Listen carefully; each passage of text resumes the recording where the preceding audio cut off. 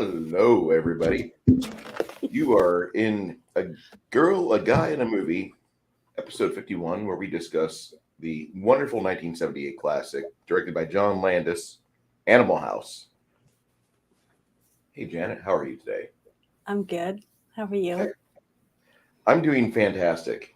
When we first started discussing this movie, you Hmm. had not seen it yet, in Mm-mm. your in the time it had been released till now. I'm How? shocked. What? I was shocked that I hadn't seen it.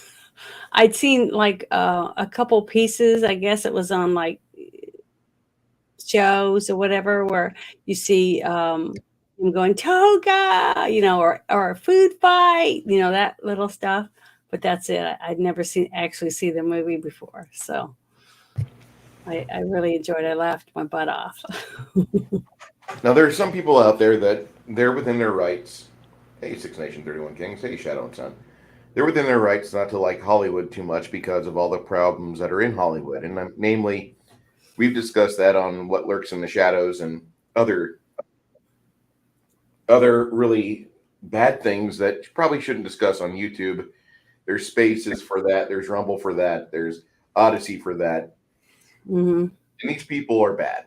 There are some bad people in Hollywood. Yes. Tau Delta Chi, everybody says Six Nation 31 Kings. Oh, wow. Delta's never kept the same name. Every time you see that, the arrangement of the Greek letters, it changes. It seems to change. So Oh, go ahead. you get to watch this movie, and you're pretty much introduced to Otter and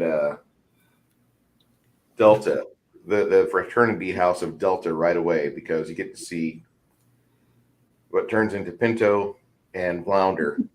You see those guys get their pledge, and they failed the pledge over Omega first. Hmm. But as you're watching this movie, Janet, as a new person to this film, I got to ask you, what were you thinking? Well, it took me a little while to figure out, do they really do that stuff in college? Because I just went to a trade school, for floral type of stuff. So I was like, if grown people do rituals and pledges and stuff like that for real in college, Yes, um, yes, they do. we got some real problems. I It's was it's called really being in a fraternity, and things like that happen. Well, that was really hard for me to get past because I thought the whole thing about it was just stupid. That grown people would do, um, you know, I don't know. I just had a really hard time getting into that part of it. I've heard people talk about it, but the women, when they talk about it, they just said the dumb things they had to do. They had to sew a shirt, or some dumb thing, making crafts or baking a certain food and taking it to certain guys, stuff like that. But when the guys would talk about it, which I've heard a few guys talk about stuff like that, and they always were like very secretive about, well, we can't talk about our rituals. But if they did rituals where they had to crawl on all fours and get spanked by other guys and stuff in their underwear, I can see why they don't want to talk about it. But that's that's all I'll say about Um, Flatey starts talking about things that we don't really talk about much today, but the lie nose, which is actually the blue nose, and the shellback ritual in the United States Navy. that. Blue nose is whenever you go over the circle. Whenever Hmm. you touch that, you got to go do that, Hmm. and that's a rough ritual. I never got a chance to do either of those, and I'm a little upset. Did other stupid things like driving a skid steer in really hot summer weather, Hmm. but blue nose. I know people that did that, and they have the accreditations. They've got the posters. They've got everything, and then they started showing videotape of these things like 10, 12 years ago, the blue Hmm. nose or the shellback ritual, and they're just brutal. So that's the fraternity thing that you enter when you're in the Navy.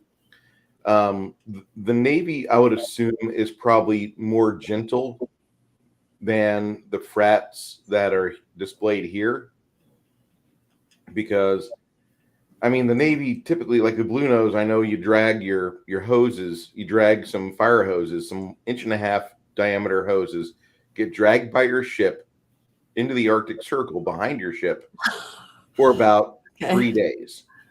And That's then you bring terrible. the hoses back on board and you cut them into 1.5-foot lengths. And that's the gauntlet. You have to go between everybody who's got a length of hose, and your ass, your naked, bare ass is exposed to the weather. And you're probably going to get hit in the berries as that hose wraps around your tender ass cheeks. What are berries? Balls. Huh? The balls. Oh, I thought you meant like pieces of ice. No.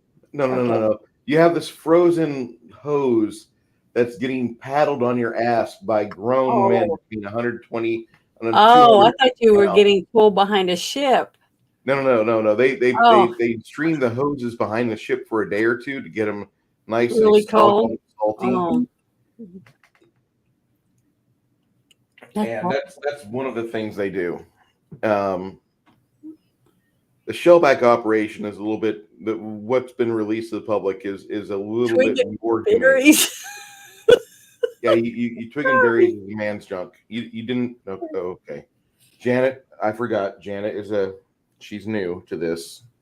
Well, no, I have guy friends, but it's just funny that I'm still learning different names for things, for body parts. It just doesn't seem possible. We have 50 names for the junk, honey. Okay, because I mean, like watching this movie when a certain part when they talked about you're 21 years old and you're about to graduate, that that one scene, and I'm thinking the whole time that these guys look older but they act like they're 13 or something. I mean, I was married at 19 before I was 19 years old. So you also married a adult. Navy I had to be an adult. I had to act, had a job, and I cooked and I cleaned the house and I ironed clothes and I did things like that. So I just see guys acting like 13-year-old. It was really hard for me to try to picture real people in a college situation. I just don't know how some of these people didn't die. I mean, I had a couple of friends that drank so much alcohol they had to go to the hospital and had their stomach pumped and they had to drink a bunch of charcoal stuff. But I just didn't think people really did that in big colleges and things. It was just really hard for me to absorb that stuff. I mean, I had jobs and I've worked in different industries and things, but I never looked at this kind of behavior. Yeah. I can understand it in the military because my dad was Air Force and they did different things where they took the brand new recruits out for like a week and they take them out in helicopters for jungle survival and they just drop them out somewhere. Okay. And they had like GPS things on them so they knew where they were. And if they stayed too long in one area, they would send people out to check on them to see if they were hurt or something like that. But that's a life and death scenarios where you're being trained to be able to defend yourself or take care of yourself or defend others. But just to, I don't know. I don't know. I'll stop being so serious, but I really had a hard time trying to understand that concept of behind it. It's funny. This movie doesn't take a lot of things seriously. It doesn't. Shadow and Son says, I haven't seen this movie since it came out. I could believe that. Knowing you and knowing your disdain for certain people in Hollywood, I could believe that. I don't believe that Landis is part of the problem. I really don't.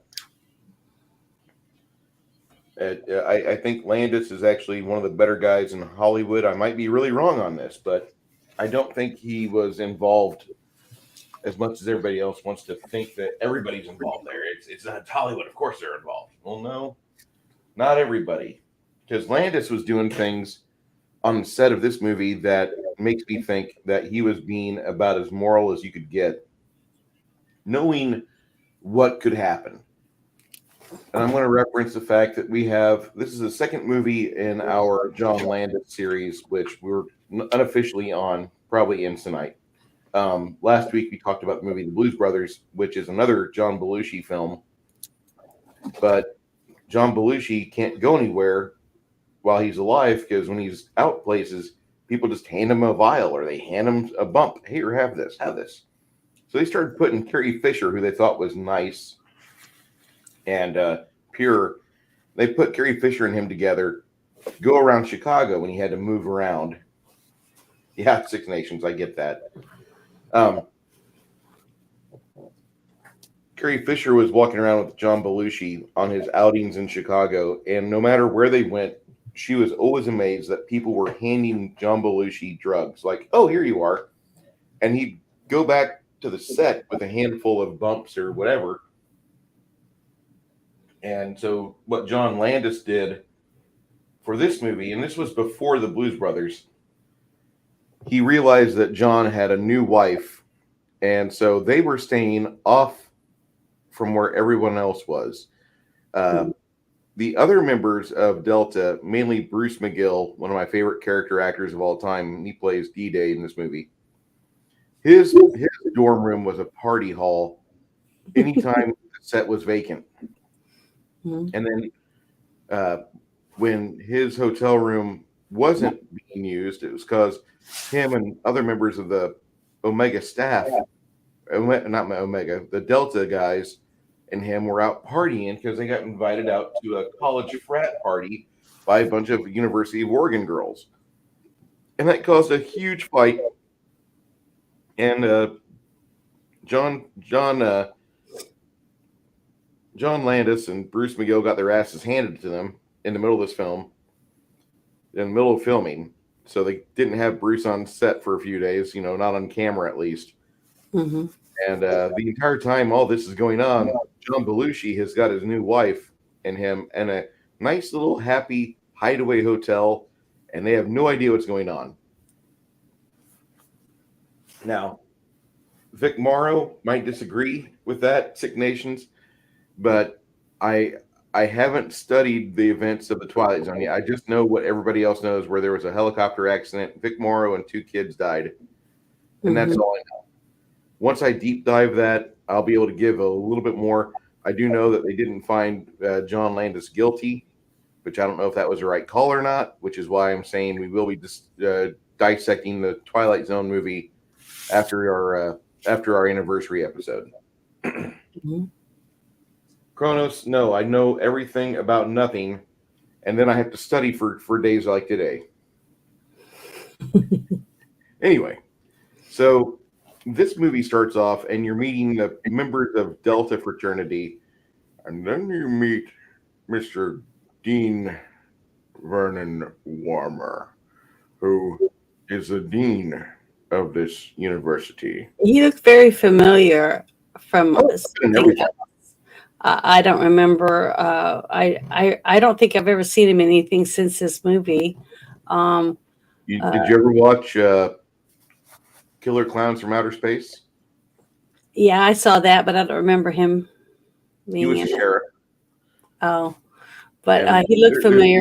There was a bunch of familiar people. I was really surprised how many people were in this movie that were young. I mean, they looked like the 2 leads, the chubby guy and the young guy that played the nerd. Flounder or Otter?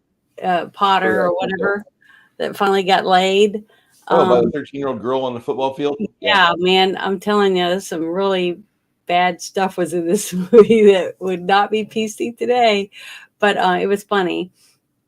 But they were so young. I couldn't believe, because I was looking up some of them, especially the one guy that I thought looked like Milo, the leader of the ROTC guy with the white horse. He looked like Milo Yiannopoulos. Is that how you say his last name? Yeah, you thought it was Milo Yiannopoulos or what? Yeah, Yiannopoulos. It looked a lot like him. I was like, gosh, this could be his dad or his grandpa. I mean, And then when it opened up and you saw this, and the terrible suit pants and the plaid, and then it said 1962. I was like, okay, that's not too bad. And I adored the hairstyles on all the girls and stuff. I was like, oh, it's so cool. It reminded me so much of my grandmother, in the styles and stuff that my grandmother and my aunts and stuff used to wear. Uh, it was just really cool, and all the pictures and everything in the photo albums. I thought that was really cool. So it was very nostalgic. And it's shocking to me that this is the kind of stuff that would go on a college campus in 1960s or whatever it was. But it was funny. Well, we get a chance to meet everybody, and I was a big fan of Tom Hulse, who played Larry Kroger. Mhm. Stephen First, who was Kent Dorfman, who later gets called Flounder. Oh, Mark yeah. Metcalf played Doug Niedermeyer.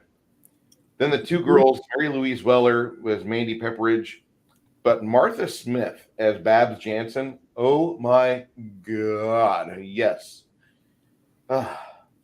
She was fun to watch. She's still a fun lady to watch. She's like perfect breeding. Yes. Sorry. Hey, I heard that. She is. Martha Smith is perfect breeding, hon. Which one was she? Which one of the preppy Babs, girls was it? I'll boot this up for you here in just a second. Was it the really pretty blonde or the okay blonde? The really pretty blonde. Oh yeah, she was really pretty. Yeah. The ex-girlfriend of one of the guys from the Delta House. Yes. Yeah, she was beautiful, and I loved their clothes. I love watching anything that has, wardrobe like that, like American Horror Story or any of those things where they do the themed shows where they try to be very authentic. And I just thought they did a really good job when it came to the women's clothing and the hairstyles. The clothing and the hairstyles were great in this movie. Mm-hmm. But the music is a straight man throughout the entire film. Mm-hmm.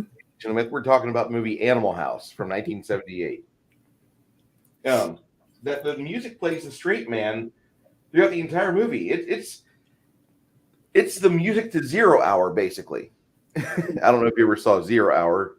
Have you seen Zero Hour, Janet? Mm-mm. Okay. Before we watch Airplane from 1980, we'll have to watch Zero Hour.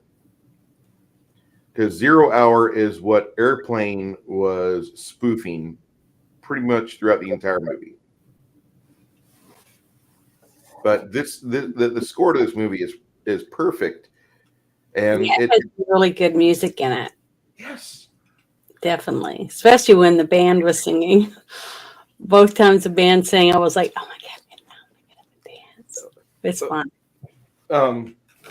There were some other activities in this movie that like there's parts of this movie that just when they come together and you start doing the research on this film, you have like a love affair with it. And so that kind of happened with me this weekend, aside from an 8.5 hour stretch of gaming that I ran for you and your friends.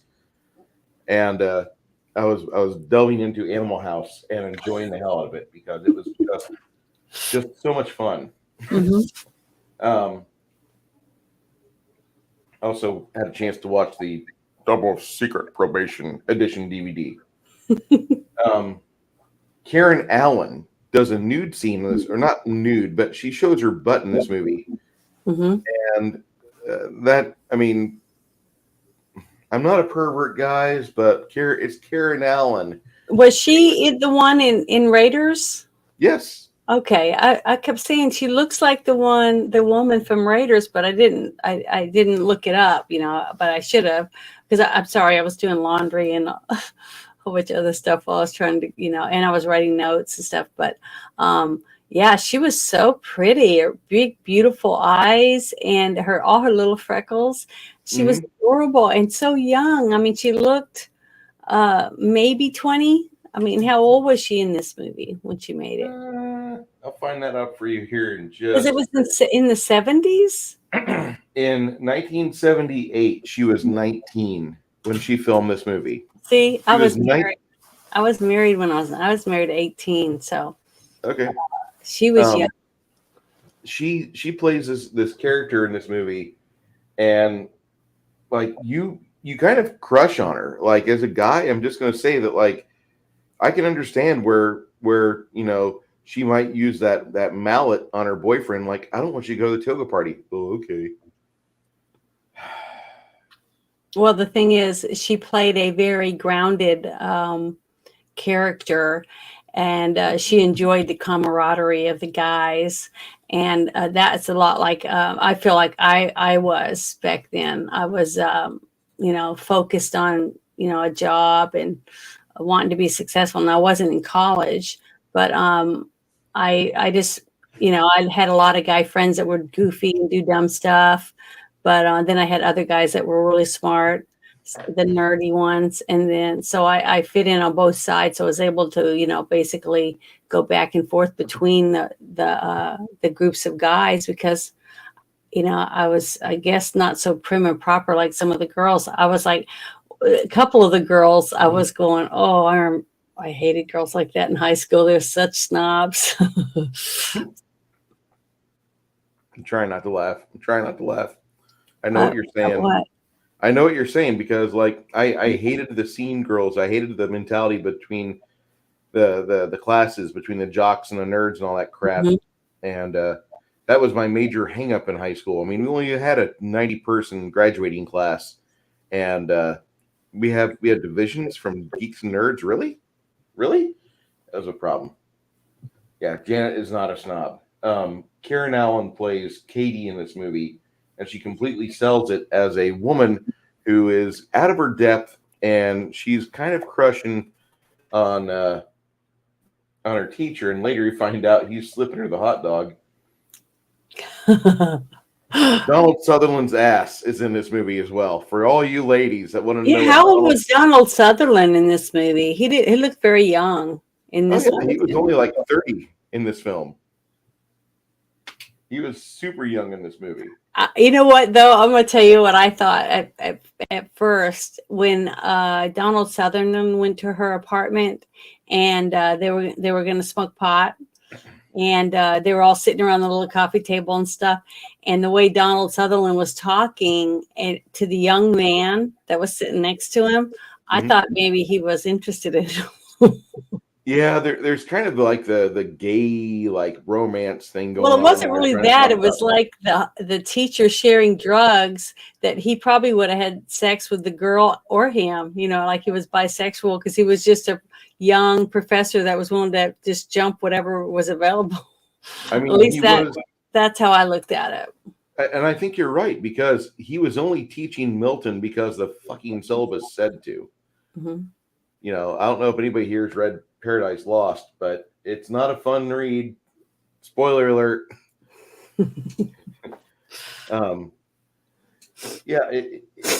That's something they kind of covered. That's how they introduce him. He's the teacher that he takes a bite out of the apple while discussing Paradise Lost, and none of the students get it. And he's like, maybe I'm a little bit too advanced for this. Let me try something else. And then whenever he tries pot, that's what gets Katie to come over, and it's not long after that she's kind of naked. Well, it's the fact too that she looked like, or it seemed like she was above the guys' pay grade, basically, when it came to mental stuff. So she was at a higher level of thought than the party guys that are drinking and wanting to be stupid, putting underwear in trees and whatever else, like the dean was talking about, the putting fizzies in the pool, and then having the taking cadavers to the alumni dinner, just stuff like that. That was, is childish, and she seemed like she was already ready for a career and things like that. So when she met this handsome professor that showed interest in her, I could see why she would maybe want to take a dip. I mean, you're a human. Yeah, I can see that, but I gotta ask, Janet, have you ever seen the movie Caveman with Ringo Starr and I Dennis love Quaid? that movie. Yes, Okay, I okay, I liked didn't know it. if you did or It not. had Dennis Quaid too, right? Yeah. And Barbara Bach, and that's when Uh-huh. he married her. Yep. Yeah. Okay. I was just wondering because like I was My getting an idea for dad, next my week. dad is the one that got us to watch it. He thought it was so funny, and he laughed and laughed through that whole movie. He thought it was so funny, especially the sound effects and the dumbness of it, like when they're doing the egg and they're going up the down the valley wall, like you know, stuff Yeah. like So that. My dad just thought that was a hoot.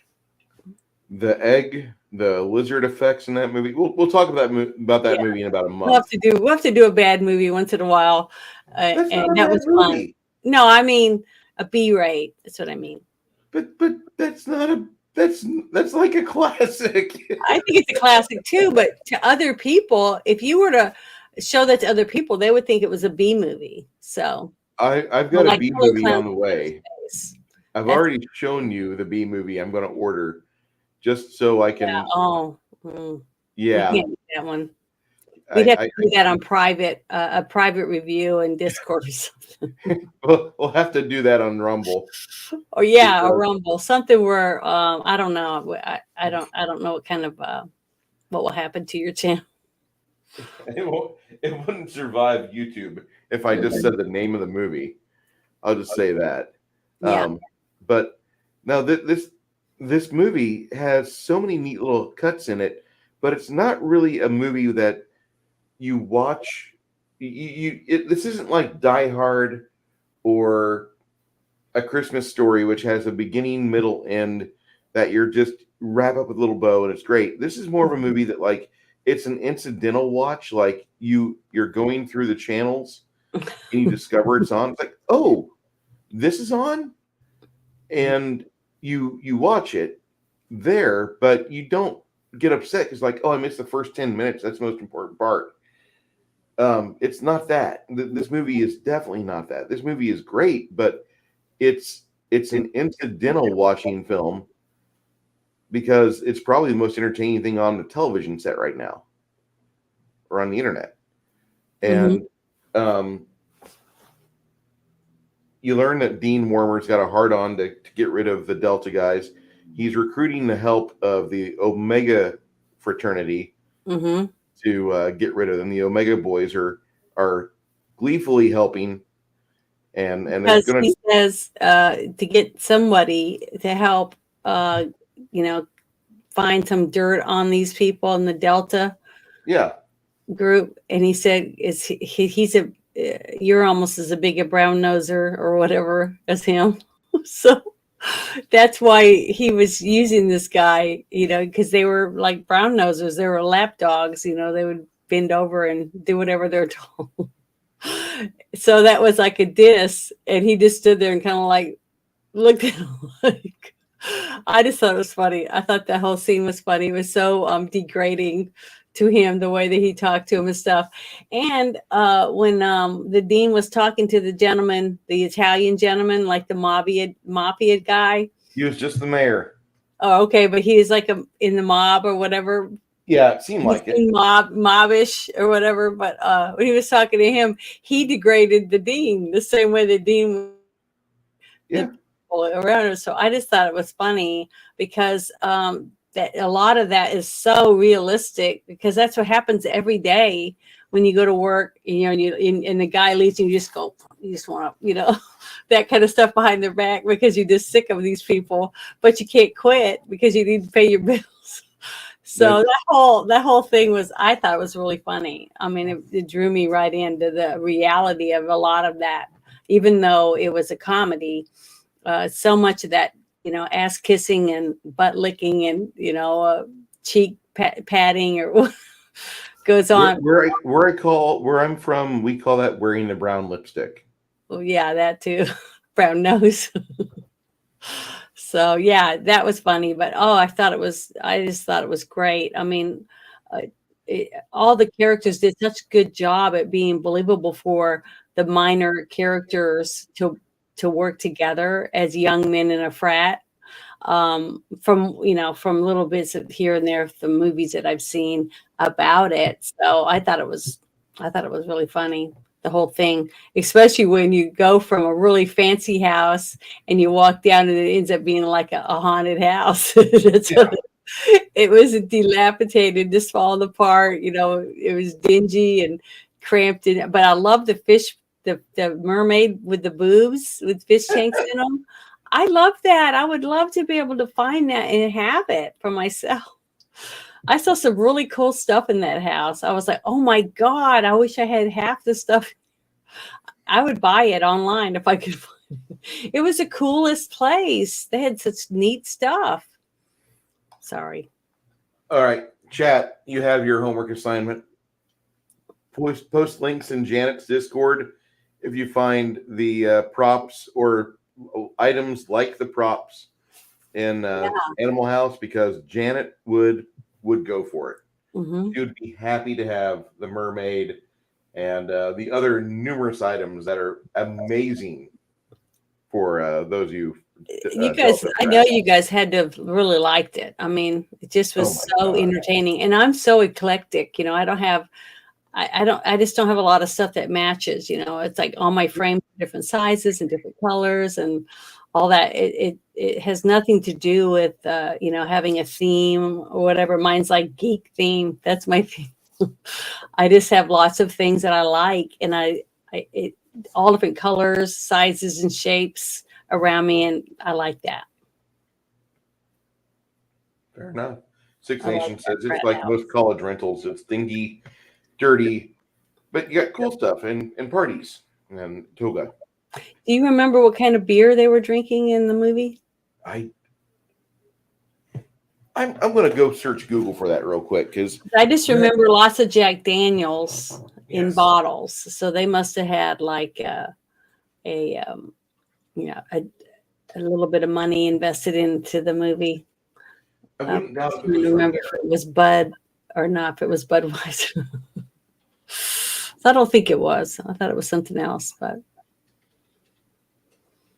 I thought that'd be interesting to find out, because they did consume large quantities of alcohol in this movie.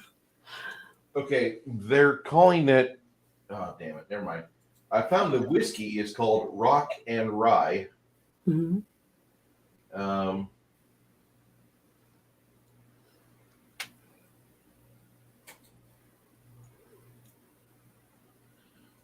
Lamplighter Brewing Company.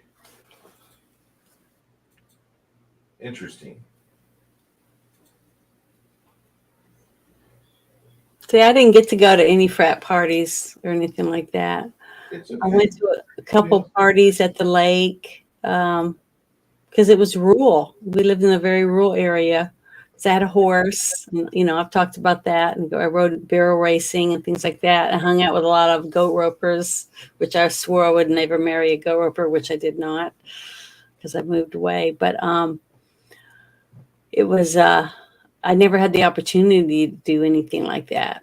The closest I came to any of this type of stuff was once I got married. I married a Navy man, and Navy parties where people were watching the Super Bowl and stuff like that. So that was my introduction to drinking and dirty language. I'm not able to find what beer they were drinking, but there's an Animal House Brewing Company, or Lamplighter Brewing Company makes an Animal House beer, which it does look like it's. What was the name of the company again? Lamplighter. I never heard of it. Neither have I. But so it's not real. That's the one thing I like. When you start looking for these things, you bump into the article where, like, oh yeah, Bruce McGill's room is down here, and he's drinking and having parties every day. Mark Metcalf, who is the Delta's antagonist, Niedermeyer, he's upstairs from Bruce's room.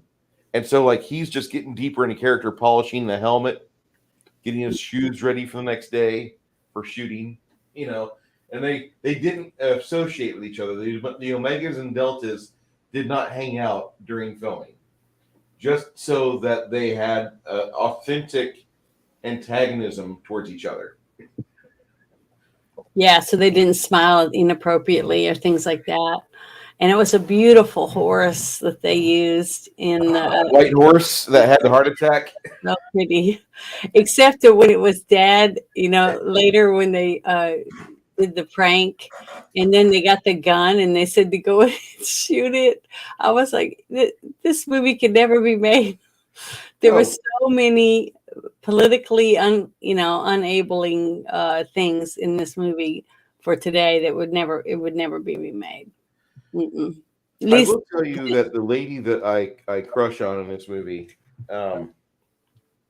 she's kind of featured in this movie and in the end of Blues Brothers.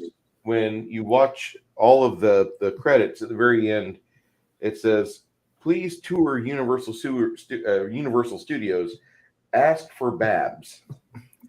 Because at the end of this movie, she goes and gets a job.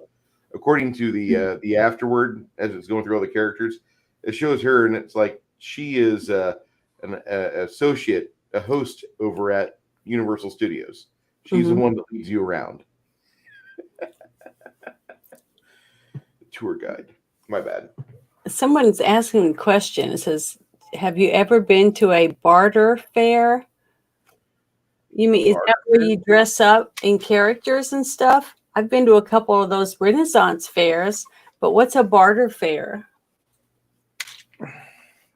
All right, guys, we have another request for Janet's calendar. Janet's calendar is the Renaissance fair garb for May. I don't see what are you talking about? No. I just received a private message. Somebody wanted me to, like, wait, she does Renaissance fairs?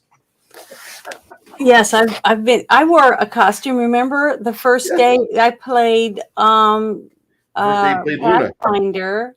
I wore one of my Renaissance outfits, and I love it. I mean, I love that kind of stuff. I just love dressing up, and and stuff like that. I went and got SpongeBob SquarePants twin sheet and made me a toga, and then I made me a little headdress for it, so that I have a matching outfit. I didn't realize it was going to be set in 1970, whatever it was. This year was set in 62. So they didn't have SpongeBob back then, but I didn't know that. I just wanted to make a toga, and I wanted it to be like, I wanted one that had like planets on it, but I couldn't find anything at all with planets to have my own toga. But oh well. Crafting Gamer, what is a barter fair? Because I'm thinking about that, and that sounds like a flea market gone wild. The Six Nation 31 Kings commented while I was looking for the beer. He's like, "It sure as hell wasn't Boone's Strawberry Hill and Mad Dog 2020." Yeah, that would be the easy way to go. But I remember going to a convention in Vegas, and people had Mad Dog 2020 on dog leashes and were dragging it behind them. Down the hallways from one room to the other. So I remember that, but I never drank any because everybody said, "Oh, you'll throw up." So I'm glad I didn't. It is a beer that you must elect to swallow. It's beer. It's a malt liquor. Okay, because it looked like it was in a glass bottle, almost like whiskey or something, or tequila. I was like, No, thanks. I was a wuss. I'm sorry. I drank wine and vodka and peach schnapps, things like that. And I still like all that. I like mimosas. Okay. I don't like. We got a response from Crafting Gamer. It says, "Janet, a barter fair is an illegal fair where you literally find about anything. It's kind of a joke to test your innocence, but you definitely pass." Oh, he was asking about something like, how much of a noob are you to the wild world of the interwebs and commerce? And apparently Janet's never been on the Silk Road before. A barter. I thought bartering meant like you trade things. Like I'll say would. I have these eggs, and I'll trade you these eggs for that big chunk of turkey legs or whatever. That kind of thing. I thought that's what it would mean, but so it's that sounds more like a flea market. So what he's saying is he made that up.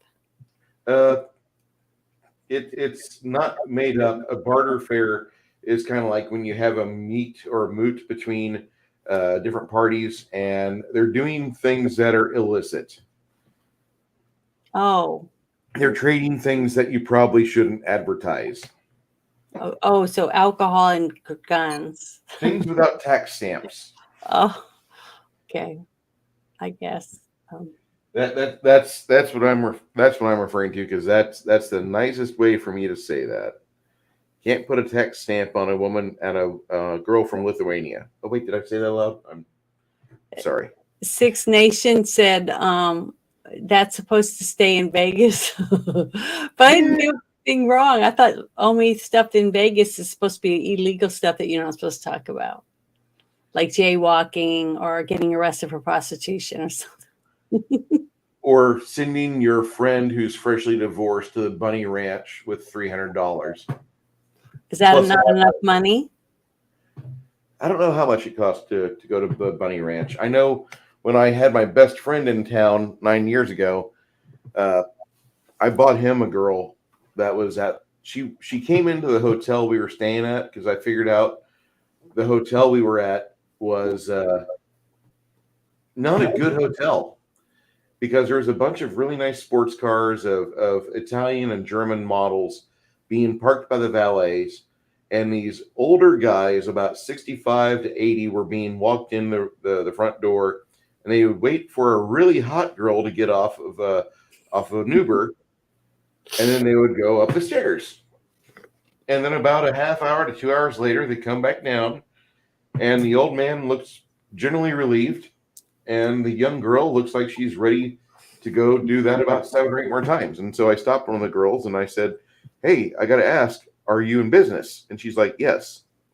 I'm like, "Great." And I've never bought a hooker before on this point, but here I am, and my best friend's sitting down at the bar, don't know what the fuck I'm doing. He just sees me talking to this chick that he thought he saw going inside with an older guy earlier.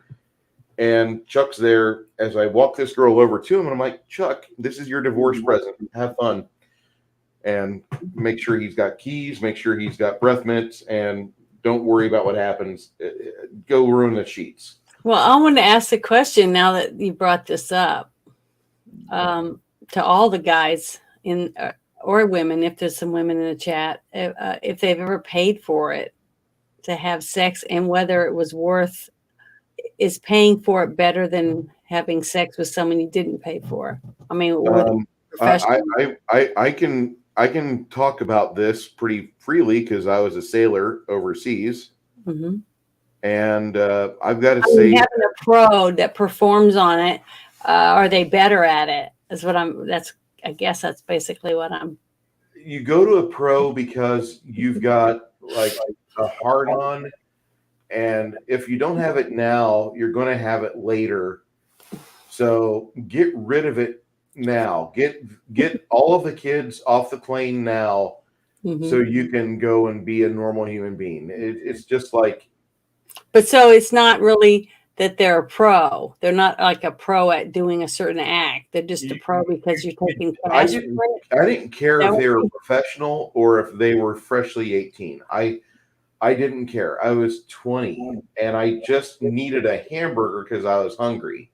Yeah. I just feed me the damned hamburger, and that way I can go out and I'm not gonna like be buying everything I want. Oh look, I have $400. Oh look, I have $40. Oh look, I have $3.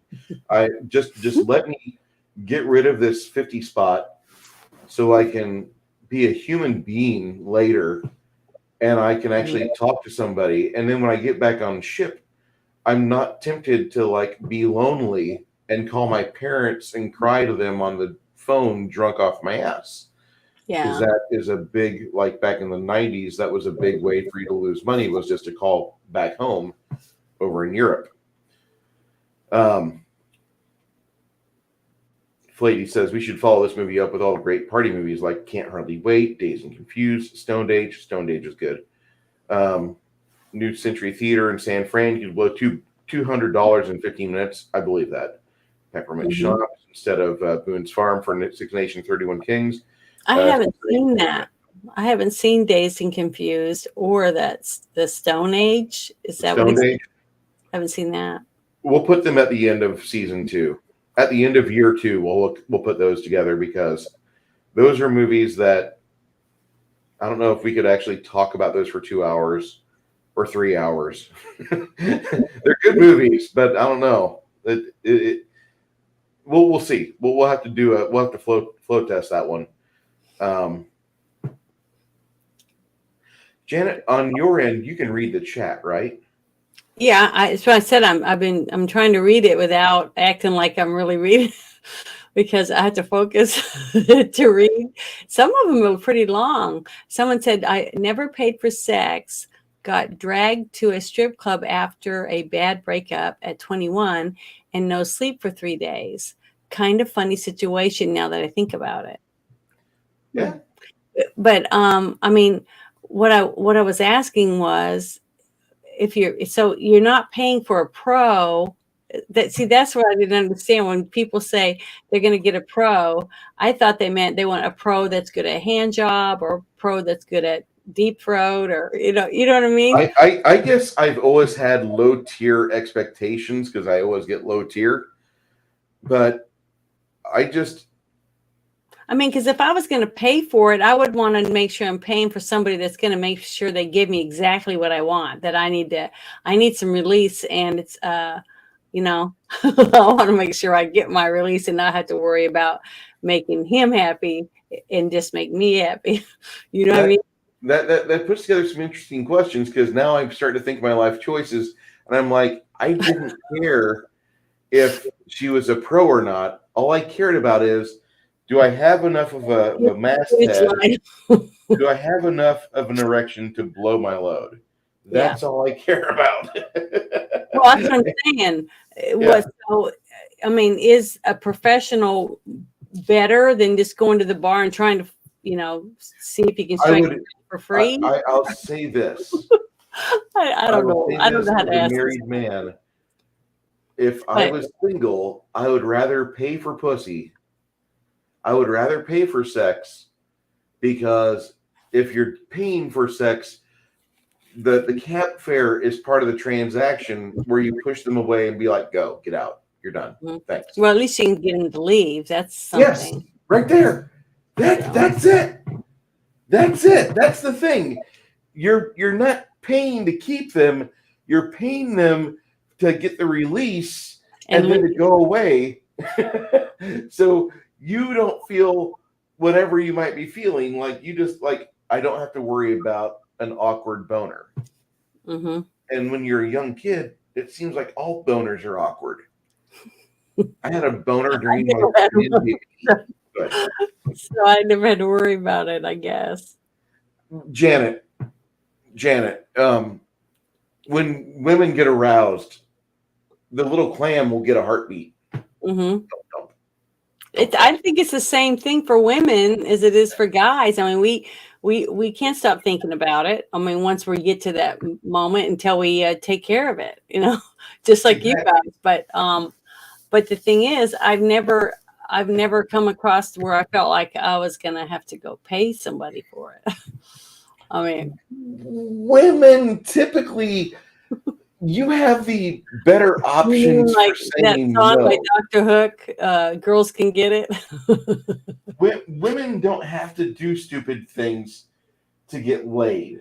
Women do things to get laid, like, I'm lonely. And then all of a sudden, like, the DMs will blow up. Or, like, she goes into a bar alone, dressed provocatively. But I did that one time. 2 of my sisters went to Dallas for a trip, and we dressed up really fancy to go out to a dance club or whatever. And we went in, and I was wearing a short skirt and boots, but I didn't think I was trampy looking.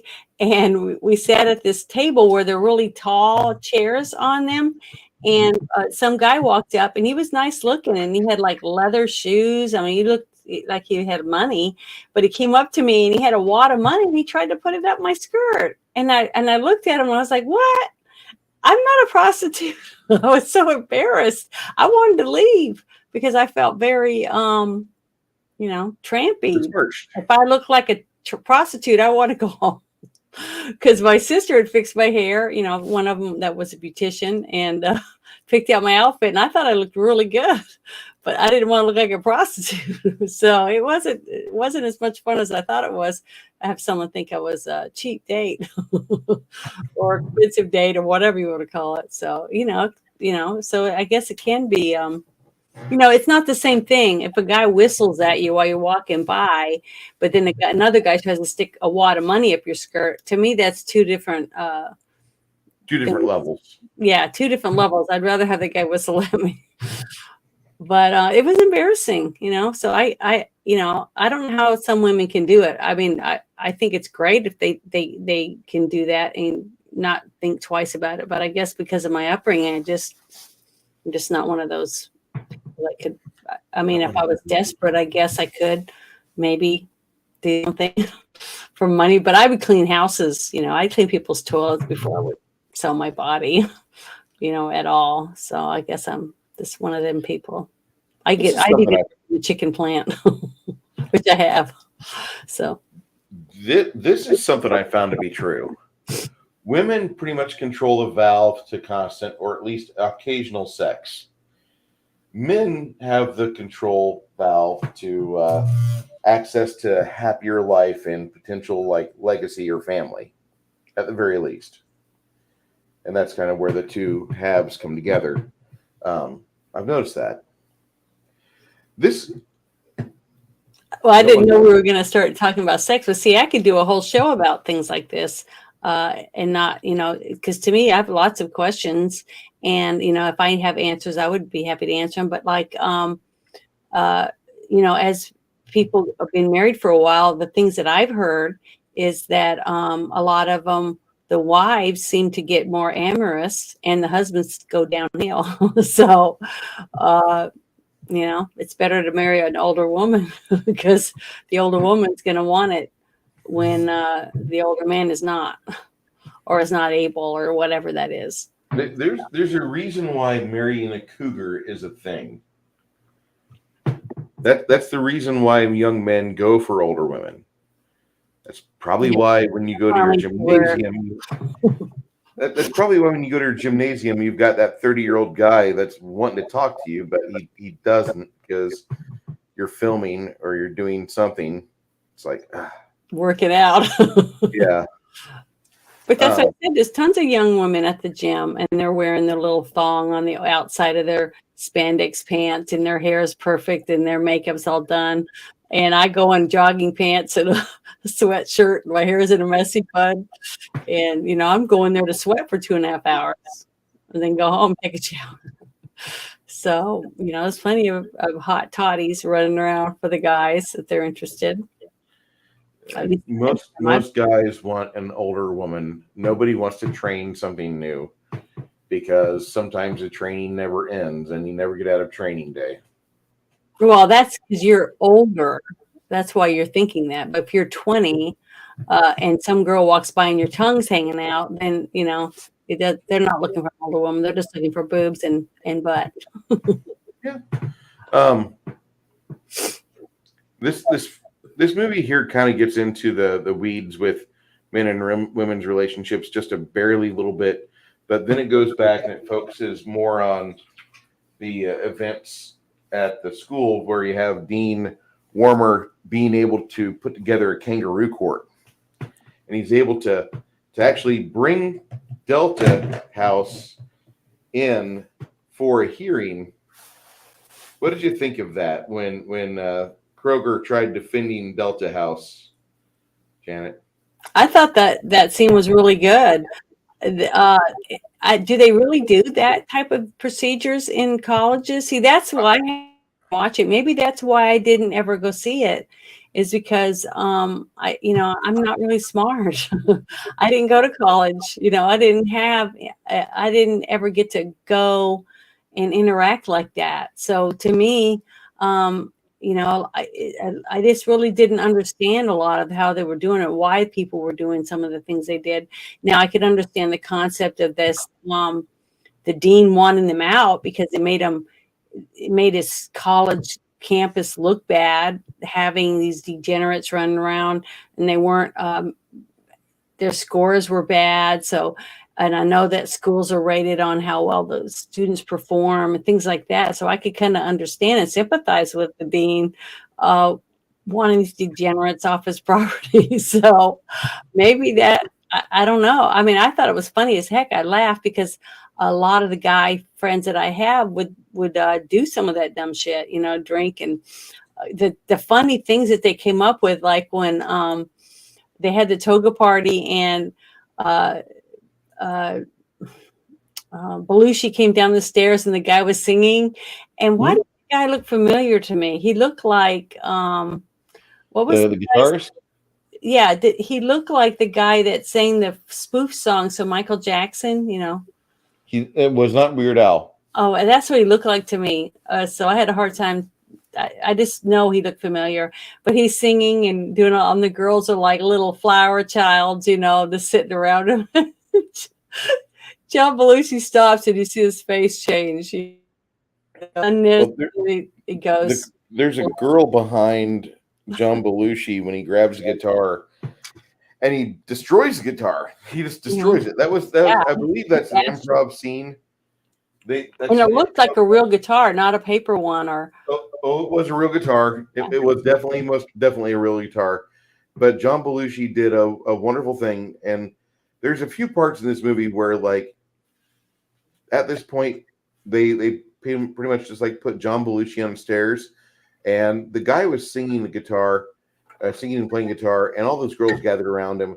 The lady that's the furthest up the stairs, trying not to laugh her ass off, she's John Belushi's wife, and she had a small see, now I'm gonna have to go back and watch it because I would really like to see her in this movie.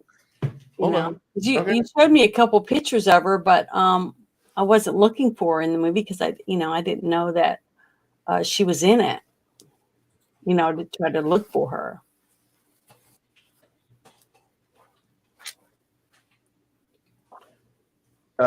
She's in this movie in this very small scene, and it's pretty good.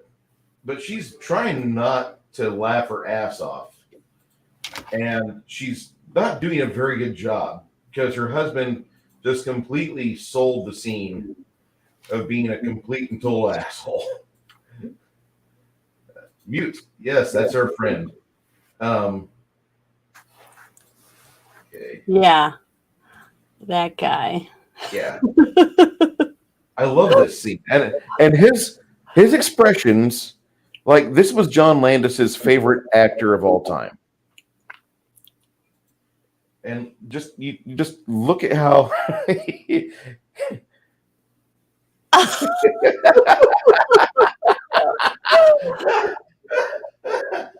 was so expressive, and he didn't have lots of lines in this movie, but his expression he's so good with just his mannerisms and expressing himself through his facial features. He's just a comedic genius, like on Saturday Night Live when he was the Samurai Taylor, and stuff. He didn't even speak, he just acted, and he was awesome. That's John Belushi's wife right there. Okay. And she's trying not to laugh. She gets. Well, it was a funny scene. This guy made her laugh all the time. These people weren't expecting the guitar to get destroyed. They were not. This was not something they were thinking that was going to happen. Well, they all reacted like they didn't know that it was going to happen. So I thought that was really good. Also, the guy that was playing the guitar, that was Karen Allen's hot dog vendor for a couple of years. What do you mean? Oh, her boyfriend? Yeah. Uh, He was the one supplying her with the meat. I was After thinking you were really talking about him having a little cart out in front of her apartment. no, not that cheesy, but he was the guy that was initially like going out with her. After this film was done filming, she was no longer in wait. She was a very happy person with him for a few years at least. Um, and that scene right there completely encompasses everything that happened on the set of this movie because they had a script for the majority of players in this movie, but when John Belushi was around, they didn't really have a script. They had an idea of what they could do, and John Landis and him would talk, but there wasn't a script, and so they just would put him on set, and then Landis would go to the director of photography, and he's like, "Keep the fucking camera centered on Belushi. That's all I want you to do." Yeah, because he was a comic genius. The I mean, he food really, fight, really was. the food fight scene in this movie is all improv, except for John Belushi screaming "food fight" center screen. Yeah. Everything else in that entire portion was improv. That's just the level of acting talent they had and they could do with John Belushi. Yeah, he was. Yes, He was one Stephen of a Bishop was kind. named. Stephen Bishop was named the guitarist for that scene. Thank you, Six Nations, 31 Kings. John Belushi played Joe Cocker on Saturday Night Live, and you actually you thought that they had just traded places because Belushi acted like Joe Cocker so fucking well. Mm-hmm. Then there's the scene where Mrs. Dean Wormer is solicited to hang out with the Delta House. Yeah, the grocery store scene I thought was really adorable. And then later, when she does show up at the toga party, and he gets her to go back there with him and strip down to her beautiful skivvies, her little silk hose and the garters and everything. I thought that was so romantic. The actress that played the part looked like she was dying to have some romance, Yeah. a little spark of lust, that she's been lacking for a while. And that was a perfect scene between a cougar and a young man. And a lot of people would gripe about that because they'd say, "Oh, that's just terrible."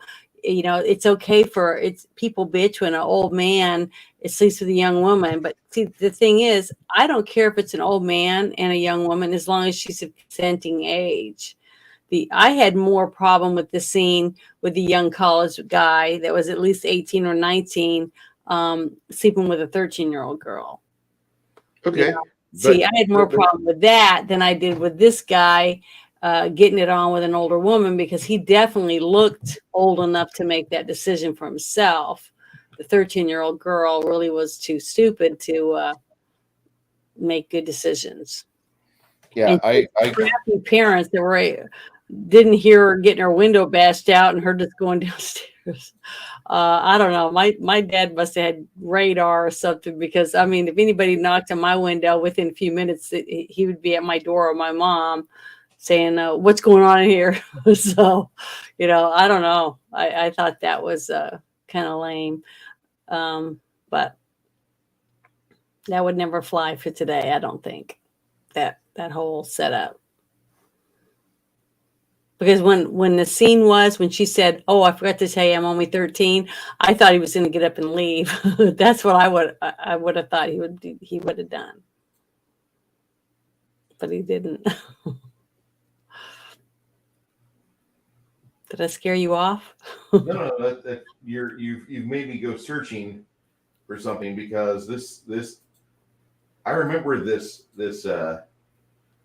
trailer when it came out. Mm-hmm.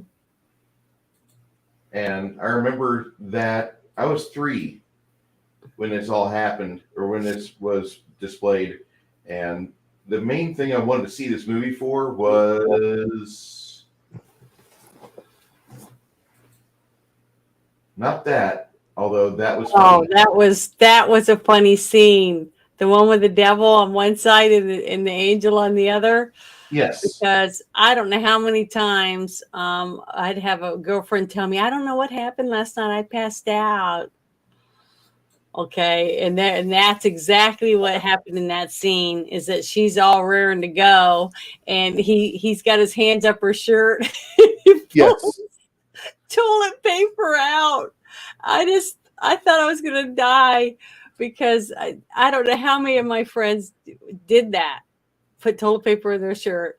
I've pulled a handful of Charmin out of a bra before.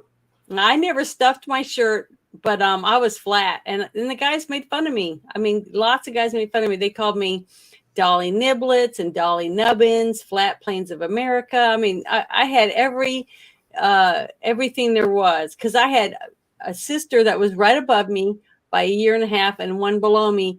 All right, wait, above me was like 3 or 4 years, and then the one below me was a year and a half younger.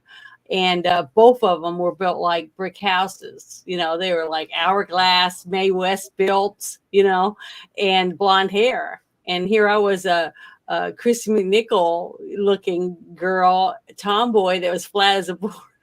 Well, I had an A cup. That's what I was wearing, an A cup, I guess, when I was in high school. So, it sucked, so I was a tomboy because I looked like a boy. Well, I looked like a girl, but I was not built like my sisters. So, I can understand, girls that would stuff, but I didn't, I just wasn't interested. And that's why my mom thought maybe I was playing on the wrong side of the fence for a while there, but I'm not, I never did. But it's just that I didn't want to end up with anyone from around there. I just didn't want to marry another hillbilly and have 5 kids and, do nothing, do nothing with my life, not travel or see anything or anything like that. And I just didn't want to end up with a Okie from a Skokie. That's what we always called it. But I really enjoyed growing up where I grew up, but I didn't want to marry anybody from my hometown. I really didn't. No matter what I might have thought whenever we had middle school dance going on, I wasn't interested in turning into like the guy that lived down the block from us, and he married his high school, middle school sweetheart, and his entire life was just a Monday through Friday, seeing the same people he grew up with, Monday through Friday, seeing all that. Then Sunday, going to church with those same people, because you didn't need a car where we lived for his life, because he just walked into his garage and drove the tractor out and drove the tractor around the field and then did farmer things. And he was one of the first people to adopt a modem and a computer. And he was the guy that was trading grain and such online, while the rest of us were schlups in the 90s. This guy was making money. But his life, like when he divorced his wife, the thing he told me was, he's like, I've been miserable for many years, and I'm going to go explore. And I haven't seen him since. I don't know if he's still alive or not. I bet you he's dead. He probably discovered fun and he had a heart attack, like that horse. yeah. Sorry. Not trying to be a bummer, guys, but this movie is just it's full of things that you're like, oh, I remember that. I mean, how many times did you guys know Flounder when you were growing up? Because I knew people like this in the movie in my own life. Oh, I know lots of people like that. I went to high school with guys like that. The first draft was supposed to be about high school, by the way. Well, the nerdy guy that ends up with the girl, you don't really get to delve too much in his in his persona. You just don't get to No. find out that much about him. You got to find out more about the chubby guy than you did the skinnier nerdy kid. And when he shows up at the party with this really good looking little blonde, everybody's like, wow, he's got a girl. They're all surprised, and she's adorable. She's just a little adorable thing. And it was impressive to the other people, but you got to see that he had a life before he went to college. See, that thing that I thought was really cute about some of them is that, just like the major character with Karen Allen, his boyfriend and stuff, you got a little bit more into them in their arrangement. But the fact that he didn't live with her and things like that, I thought was interesting because, how were they high school sweethearts, and that's how they were, how they met. I mean, they didn't really go into a lot of detail about it, but so I just assumed that's what their relationship was. So they were kind of on and off again type thing. So, but I could be wrong. You have to assume a lot with them because it's basically, it reminded me a little bit of Major Payne, where Major Payne was trying to get them to become a team by getting rid of him, by trying to do what they had to do to get rid of him. So basically that's what the dean was doing, was not realizing by trying to get rid of them and get them off the campus, it made them more of a team, and they were working together to try to figure out a way that they could stay. You know what I mean? So it brought a couple of them closer together in their relationship. Not in the right way, though. Instead of saying, hey, let's all buckle down and help each other study so we could get good grades and maybe earn our way through, but they didn't. They just had to come up with something worse stuff to do to get even, which was hilarious. Like that whole thing that you're showing. And that whole relationship between him and his girlfriend was just disgusting. That was terrible. Like, he never once had a heart on unless it wasn't that. It was the fact that it was a completely one-sided relationship. I mean, her hand and wrist on her right arm was going to be huge, her bicep and stuff, because she constantly whacking him off and never getting any satisfaction. So I could see why she ran to the other guy, because this guy was a total loser. Did you ever see, there was a movie, it came out a long time ago. I can't remember when it came out, but it had a guy, and I think it was Zorro the Gay Blade. And there was a guy in it that played the bad guy, and he would talk about how him and his wife would do something once a year. Yes. She was all excited about it because he was talking about it. He goes, we only have 6 more months to go or whatever.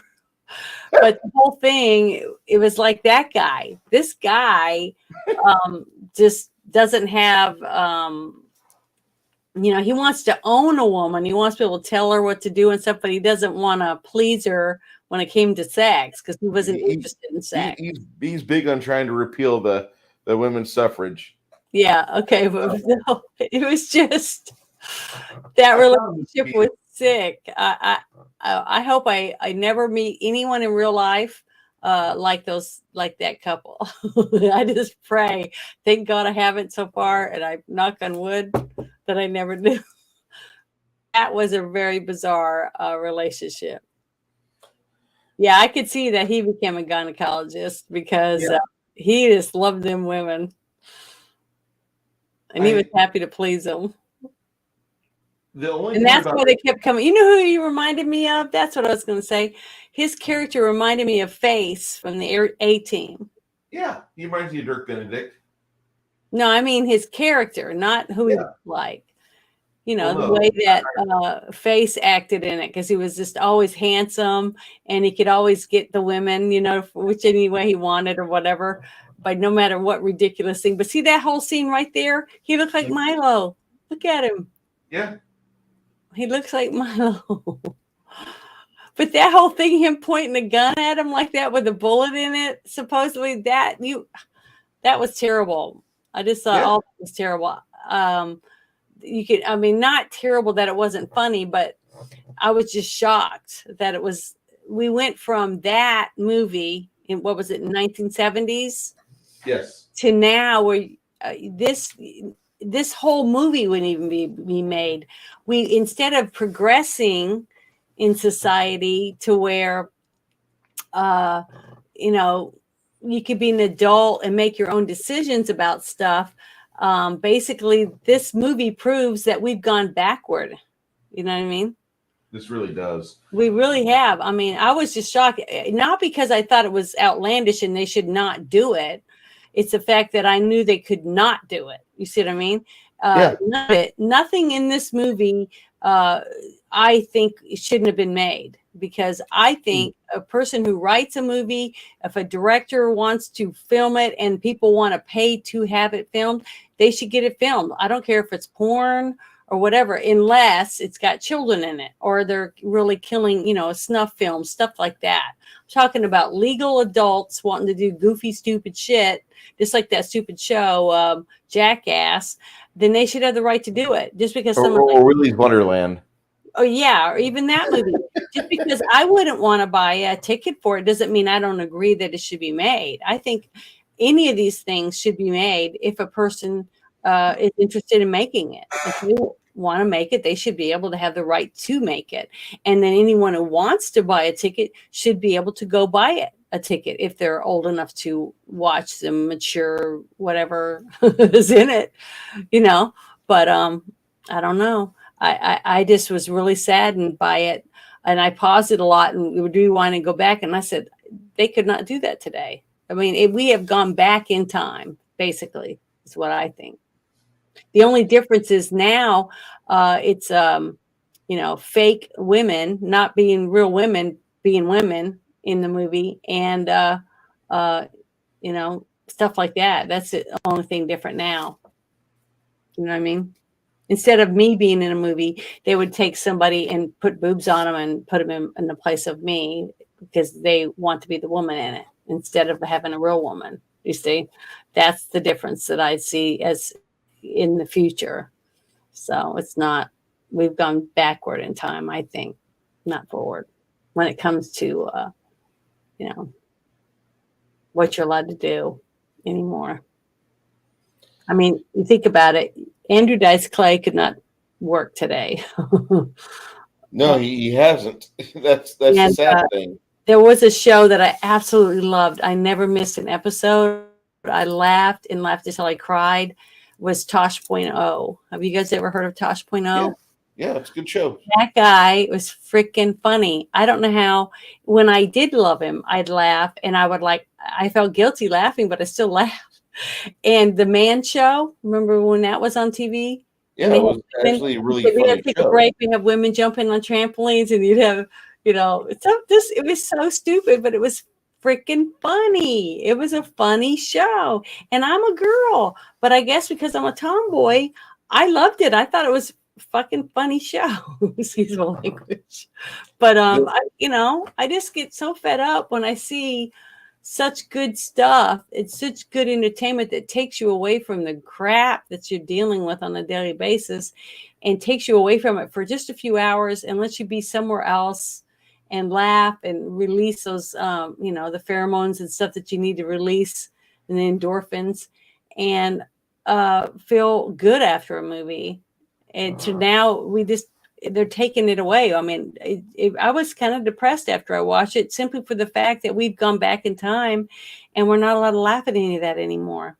They've taken it away from us completely. That's the reason why we have this show every Monday night, is so I can point people in directions to where we have fun, and we ignore the people that are part of the agenda, that are part of the DEI crowd, that are part of the ESG bullshit, and we say, fuck you. We don't care about what you want for this new world order.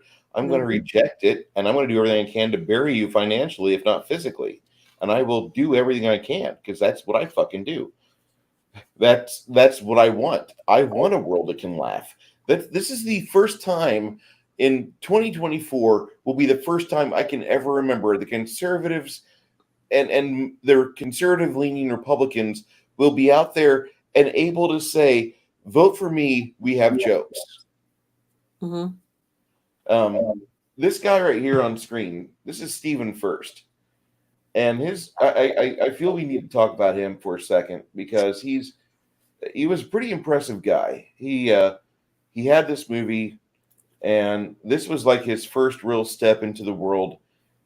He was born right around like 54, but Mhm. this was his first like I'm going to pay my bills sort of thing. And when he was 16 in 1970, his parents died. Both of them died of diabetes. After his dad's death, he was diagnosed with type 2 diabetes at age 17. Now, he weighed a total of 320 and had uncontrollable type 2 diabetes by age of 40 Mhm. by 1992. So, as he's being told by the doctor, we're going to cut your foot off. He had complications arise in 96, and so he goes from 260 pounds to 175. And then he starts co hosting the Renal Support Network webcast Kidney Talk in 2006 with Lori Hartwell. Now, he became a spokesperson for American Diabetes Association and authored the book Confessions of a Couch Potato. And he also became a celebrity spokesperson for the American Heart Association. Mhm. And as he did all these things, like his life started to balance out. In 2017, he died from complications related to diabetes at his home in Moore California, at the age of 63. This guy is a fucking Chad. As much as like he died from diabetes, like it followed him all his life. He fought it on his own terms. He didn't let it take his feet. He But did all he the right lived things. longer than his parents. Yeah, his parents So, died when he was because of 60. the effort he made to prolong his life, he outlived his parents because of the work that he did. So Yeah, that's a good thing. That's an accomplishment, that he should have been proud of. and I love how they say that he became a sensitivity trainer. But the thing is, the whole time I watched this movie, he made me think of the guy from 22 Jump Street. Oh, the big guy. Yeah, the chubby Dom guy. DeLuise's son. The what? It was Dom DeLuise's son that plays in 22 Jump Street. Well, that actor that played the chubby guy along with I can't remember the other one's name right this minute.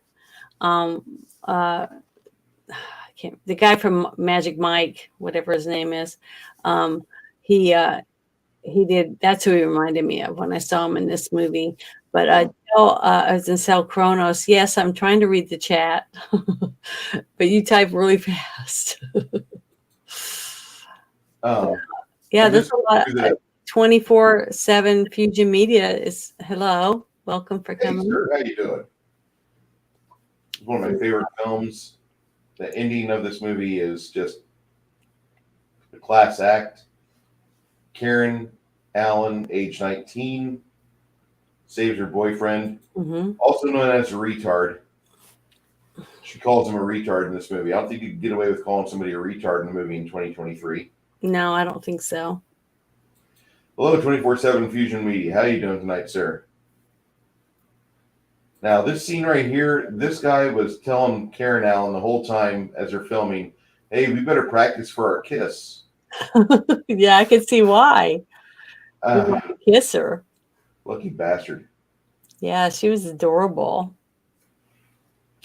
She divorced in 69.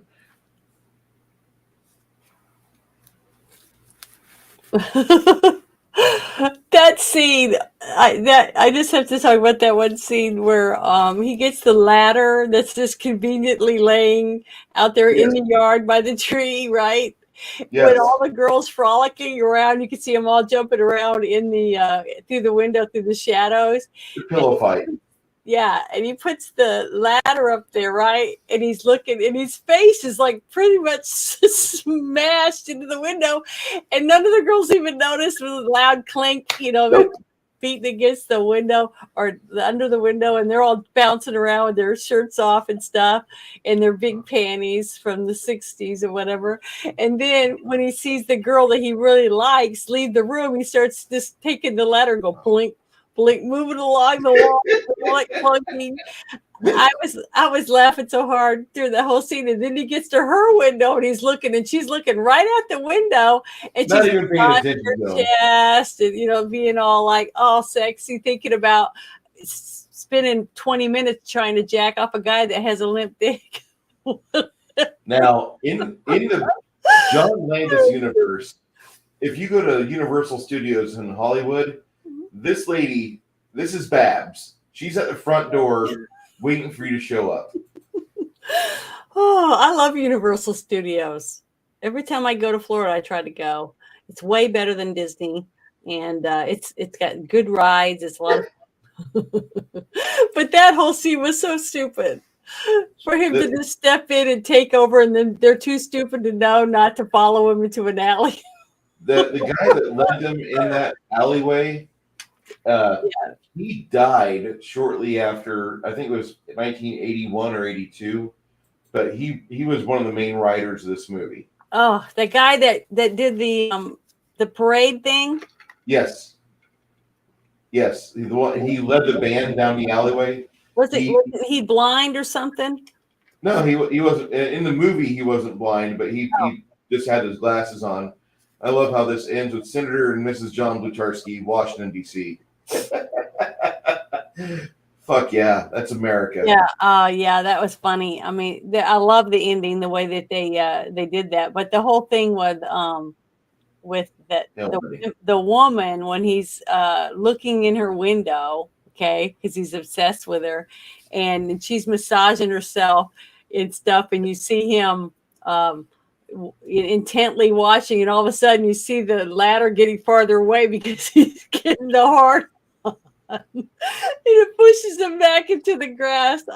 I couldn't stop laughing. I just thought there was so many really good scenes like that. And look, and the thing is, just like I said, John Belushi didn't say a single thing.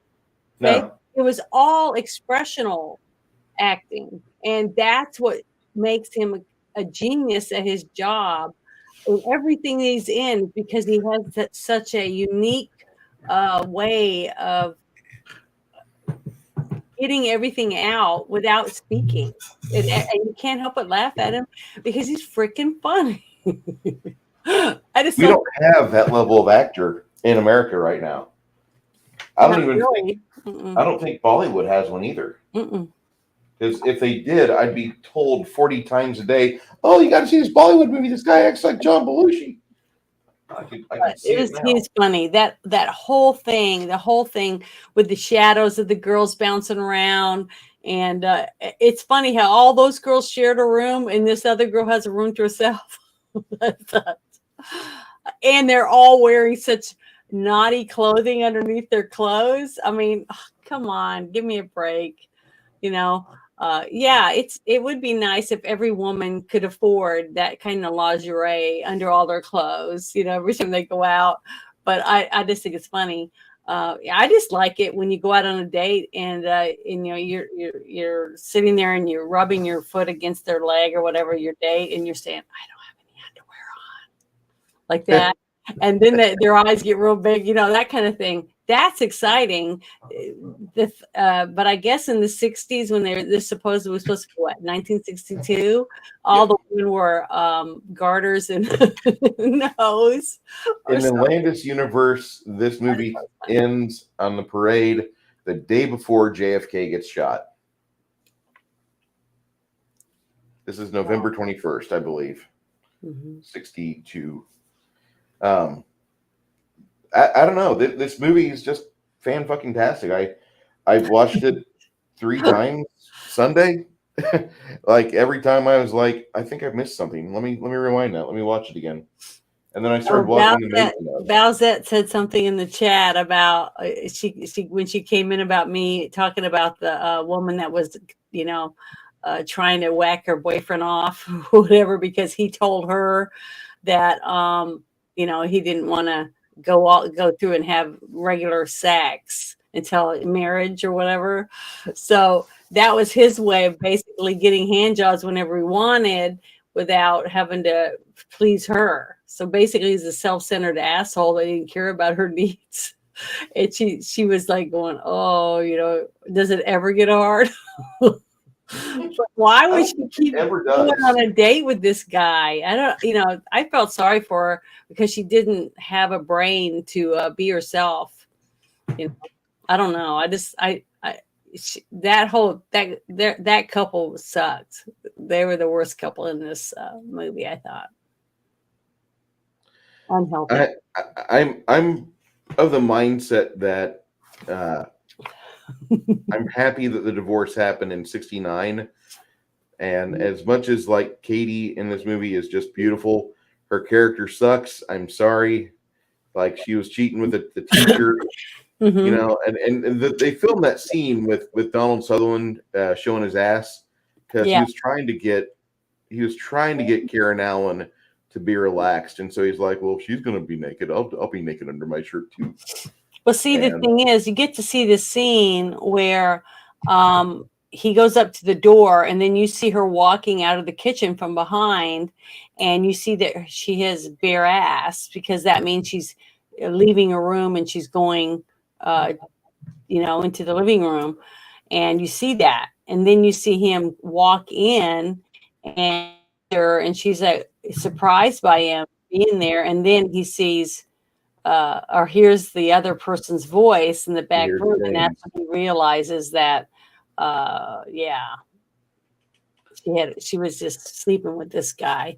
But he should have known something. But see, he didn't notice it because he was too consumed with his own, things that were going on in his life, and it wasn't studying and working hard to get his degree or whatever, so he could graduate, with high honors or whatever. And he wasn't focusing on her because she kept trying to give him hints, don't go to the toga party, come hang out with me, or let's go do this instead. She kept trying to do it. So in a way, I felt bad for him, but I didn't. I don't think they weren't married. Okay. And the fact that she gave him as much time as she did, I was surprised. But who's going to say no to a young, handsome professor that has a career? He's already somewhere, in his life, and she's wanting to go to somewhere, and what she had wasn't someone she thought was going to take her anywhere. And then at the end, you find out she was right because they were married a couple of years and then he got divorced. So, she knew in advance. But she made it a go for it anyways, but just didn't work out. He probably still didn't grow up. Because like she said, what are you going to do? Get drunk every weekend and hang out with your guy friends? Well, that's what he did. That's kind of what happened. So Surprise. No, I don't think getting drunk is bad or hanging out with your friends either. It's just that you got to have other things to do, I mean, you can't woo a woman if she's, when you're dating and she doesn't feel you have any potential. You can't even put a roof over your head. I mean, how are you going to keep a job if you're drunk all the time? That's basically what I felt, what she was trying to say in this relationship. And that's why she strayed away from him, is because he wasn't attentive enough, and she didn't think he had the potential of maybe growing up and being responsible. I'm not saying I'm definitely not an advocate for cheating. If she was interested in him or she wasn't happy with him, she should have told him that she wasn't going to see him anymore. The other part about this movie I wanted to talk about was the road trip that they took. Mm-hmm. And they found Fawn's roommate. Mm-hmm. That was terrible. When he went in there and he started talking about that, then I was like, oh my God, that is the lowest of the low, to get someone to sleep with you by lying to him about your girlfriend being dead. That is just. But that is low. She started playing along with it. Mm-hmm. She didn't care. She was horny too. She wanted it. Well, yeah, but the fact that he stooped that low, that was pathetic. And the fact that he didn't really tell his friends that's what he was going to do. You know what I mean? Yeah. So basically, he got other girls, which he did, because each of them had a woman when they left, with using a dead person from the newspaper. That was just low. I just thought that was cheesy and low. I didn't like that. I thought that was gross. Okay, we disagree on that. Well, you're a guy. You can't expect me to agree with that. That's like taking advantage of. That'd be like me coming up to a guy and telling him that, that, to me that's like a grifter. Basically, I'd be saying stuff online. It's like, oh, my husband beats me, or some other fake thing to get a guy to send me money and come see me. What's the difference between that and him using this lie to get laid? There's no difference. That's what I'm trying to say. So you can't get mad at me for that. And I'm an advocate against that now. I hate spammers. I make videos against them. I hate people that try to pretend there's something they're not and try to scam people out of money or other things by lying to them. But I thought that part of the movie was hilarious because we all know a dirtbag friend of ours that's done that or something like that. And I'm not applauding the fact that both of those people are terrible people, okay? Because she started playing along with it at the very end, where she's like, she used to tell us what you and her would Because she do. was like, yeah, he's cute. At the end, she was telling me how cute he was. So, but the other girls didn't get a cute guy like them, like No. her. They ended up with the bottom of the barrel when it came to looks, at least to them. And the one girl that was with the chubby boy, she wasn't that attractive. She wasn't even half as attractive as his real girlfriend. No. So, She was not. that's how I look at it. But see, to me, I don't think looks are everything in a relationship. Well, I'm not trying to advocate for looks or everything in a relationship. No, I know. But what I'm saying is the cute guy, I can't remember his name right now. I keep forgetting his name. He used his looks and fake stories to get laid when he didn't have to. If he would have but see, he didn't want a potential girlfriend. He just wanted to have sex. That's it. So he was using whatever means possible just to get laid. So he was, if he was a friend of mine in high school, I would warn everyone about him. That's the kind of guy I would not want to be friends with. I knew lots of guys like that. I'd be in shop or agri with some guys and they're talking about their conquests on the weekend before, oh, I'm going to go out with her. I'm going to ask her out because if she gives head or whatever, it was pathetic to me. I was like, that's one reason why I guess I wasn't really that interested, because there was very few guys. It was like 3 or 4 schools near me. And I was like, if they're all like that, then I'm not interested. I'm not worried about it. I'm not missing out.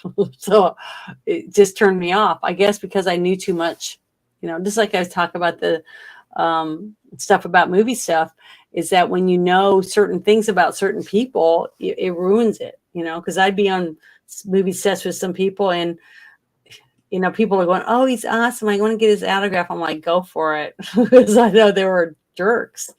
So it takes away from a lot of things when you know more than you should. As a person who's met Matthew McConaughey a couple times, I've had good transactions with him. I mean, I've been in a position of a service provider where, like, the first time I was driving his wife's friend from their house in West Lakes over to the Austin airport. And so I got a chance to meet his little dogs and I got a chance to shake his hand. And then he's like, most guys like you want an autograph or, do a selfie. I'm like, no, I shook your hand. That's more than what anybody else could get. He's like, that's true. And then, like, he seemed pretty okay with that. Now, he might be completely different on set, but, like, with me and him talking just as guys, like, he was pretty cool. He was more impressed with the fact that I got his dogs to let me pet them. And then one of the dogs wanted to get in the car.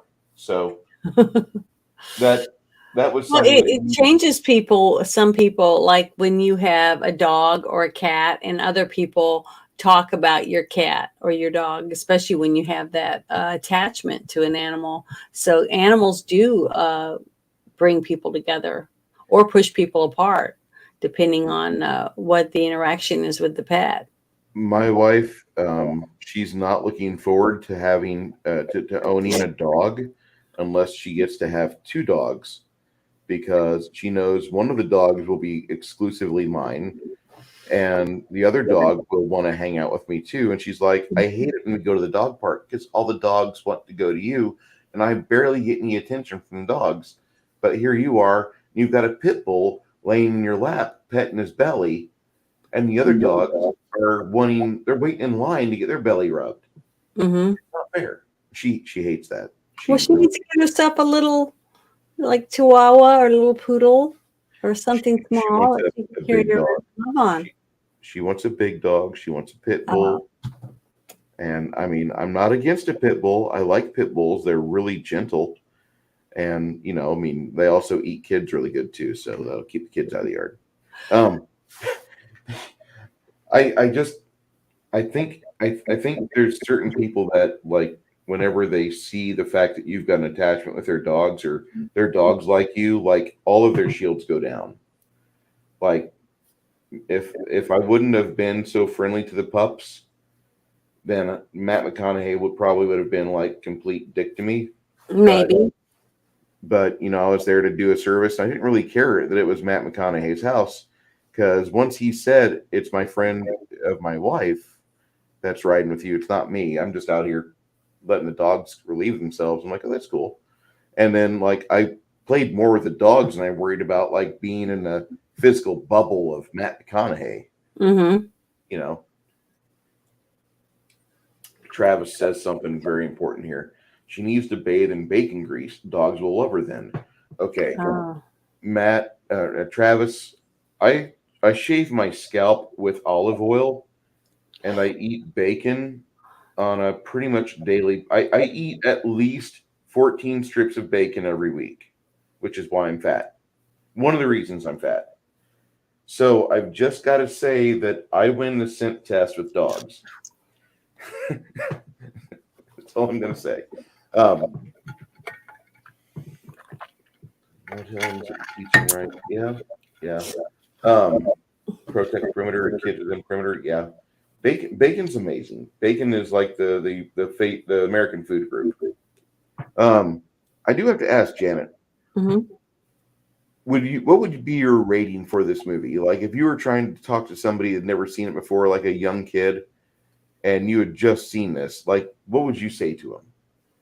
Well, I talked to two people today about me watching this movie, and one had recently watched it and they thought it was awesome, and the other person hadn't watched it yet. But I talked to him about it, and I told them a little bit about it, and because they know that that I talk about movies and stuff, but that most of the movies that we talk about are the older ones, because we don't agree with the woke stuff that we have out today.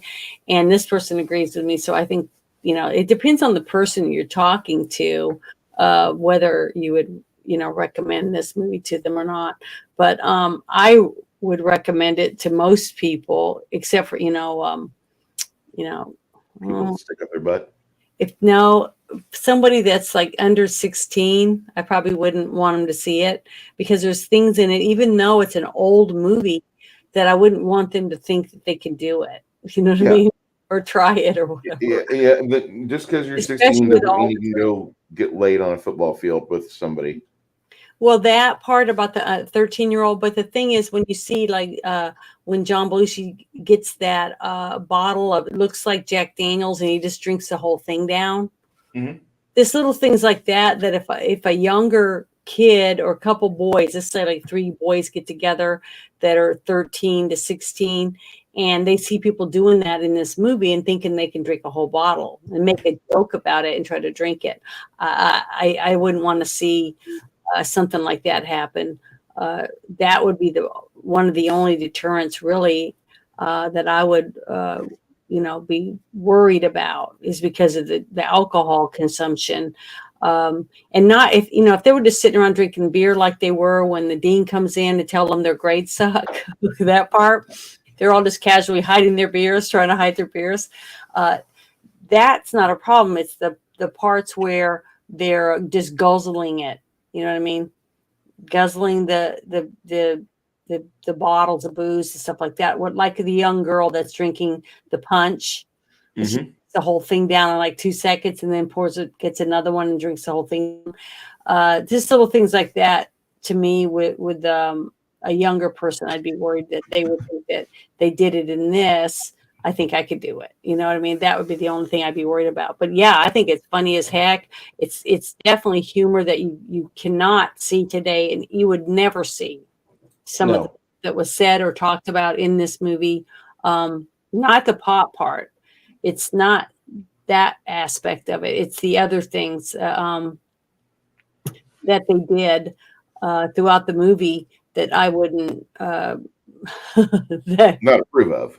yeah, that I would say that you would never see. You know, this is a movie. If you want to see nostalgia, this is a good movie for it because the premise of everything that goes on in this movie, you'll never see. I mean, we've gone, just like I said, we've gone back in time when it comes to what we were able to get away with in a film now. Because Well, I mean, the woke left. The woke left is a bunch of laughter Puritans. They don't believe in laughter.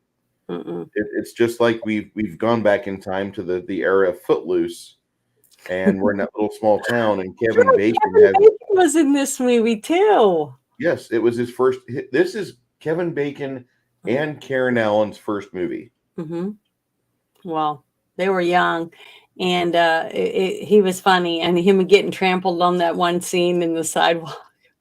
He was pounded into the pavement if you noticed it. Yeah. I thought that was funny. So there was a lot of corny stuff, and you could tell that Landis loves John Belushi or loved him. Yes. They probably would have made so many movies together that were all hits, I bet, if he didn't die. We got one more film out of this for John Belushi, and that was with John Landis, and that was the Blues Brothers. The reason why the Blues Brothers was made is because during the filming of this movie, John Belushi went into a bar, and there was a guy singing jazz and blues. He had a harpsichord and a harmonica, and it inspired Belushi to get some dark pants and a dark suit jacket and a white shirt and to start doing something like the Blues Brothers. And that was the inspiration on set or offset of this movie that happened, and that's what created the Blues Brothers. Then Otis Redding in this movie wasn't known as Otis Redding. He had his birth name before that, but because they billed him as Otis Redding and the Knights, Otis Redding was like, shit, that's a more fly name than what I got right now. And so he legally changed his name to Otis Redding based on what happened in this movie.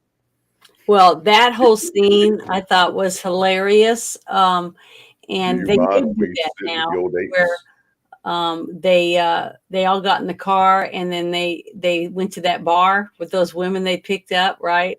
And they go in and I didn't even notice. Okay, when they went in and you saw them singing up there because you saw them on the billboard, and they went in and the camera panned around the room. I didn't even notice it was all black people. Okay. So I guess I'm not racist because I just saw it as a full bar and the people were having fun and they were listening to music until the person mentioned that, everyone's black or something like that. Yeah. I went, oh, they're in a black bar or whatever. And then everybody could tell the one guy wasn't uncomfortable at all. I mean, he felt like he was right at home. But and everyone else, they handled it really well, I thought. They sat down at the table, and they were waiting to get their drinks or whatever. And then when the 2 or 3 black guys showed up and walked over there to stand with them, dressed in their like Superfly outfit. Is that what you would call those clothes? I guess. I mean, I could say something, but man, I get booted off YouTube right now. Well, this dress like some of the TV shows I remember my mother liking, I can't remember the names of them so bad.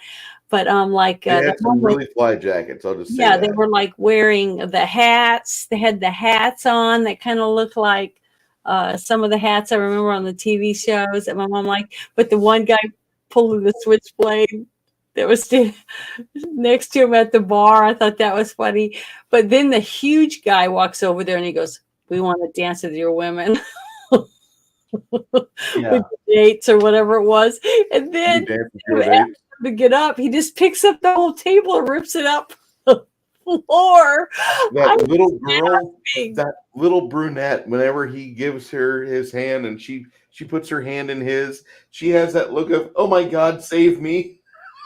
And then what was really bad is that the guys go there. The one guy lies to him and acts like, sorry, my finger's poking out. This is the one I got my stitches in, people. See?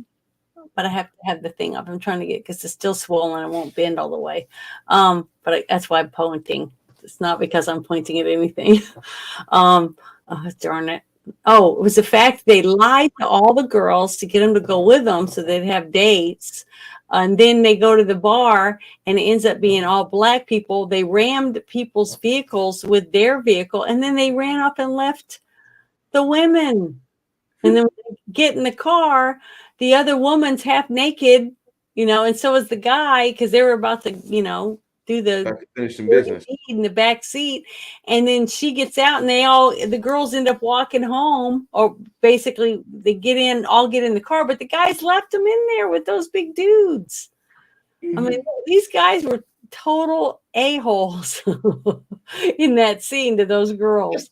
Except for the one chubby kid, because he was freaking out about his brother's car getting the shit beat out.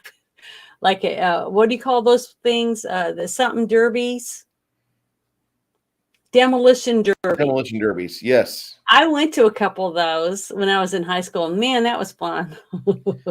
I got to agree with this. 6 Nation 31 King says, some may say superfly. Yeah, that works a lot better than the word that was on the tip of my tongue. I said Superfly guys. My bad. Yeah, she was getting all boinky boinky. I don't know. I think the lady that the roommate to the girl that died, I thought she was probably like the sluttiest chick in the entire movie. Yeah, because basically her roommate was telling her how wonderful her lover was, and what he was doing to her and all that stuff. Because, girls talk about it just like guys do.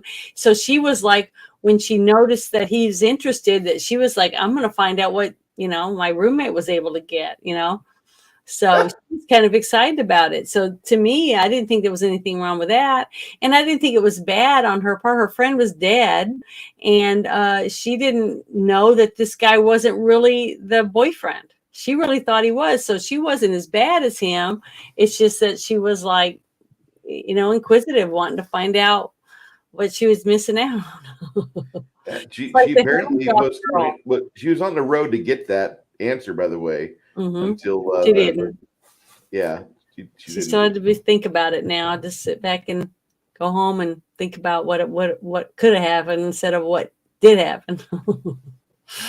But yeah, that was a funny scene though. The whole thing, the awkwardness of everyone. I love this. This is like one of my favorite movies of all time. Probably in my top 10. Easy top 10 movie of all time. I don't understand why some people would not rate it high. I'm going to give it an 8.5 because of a lot of reasons. I had given the Blues Brothers a 9. Okay, remember, because I said I don't know if I could give it a 10, but this one I would give it like a 7. Okay.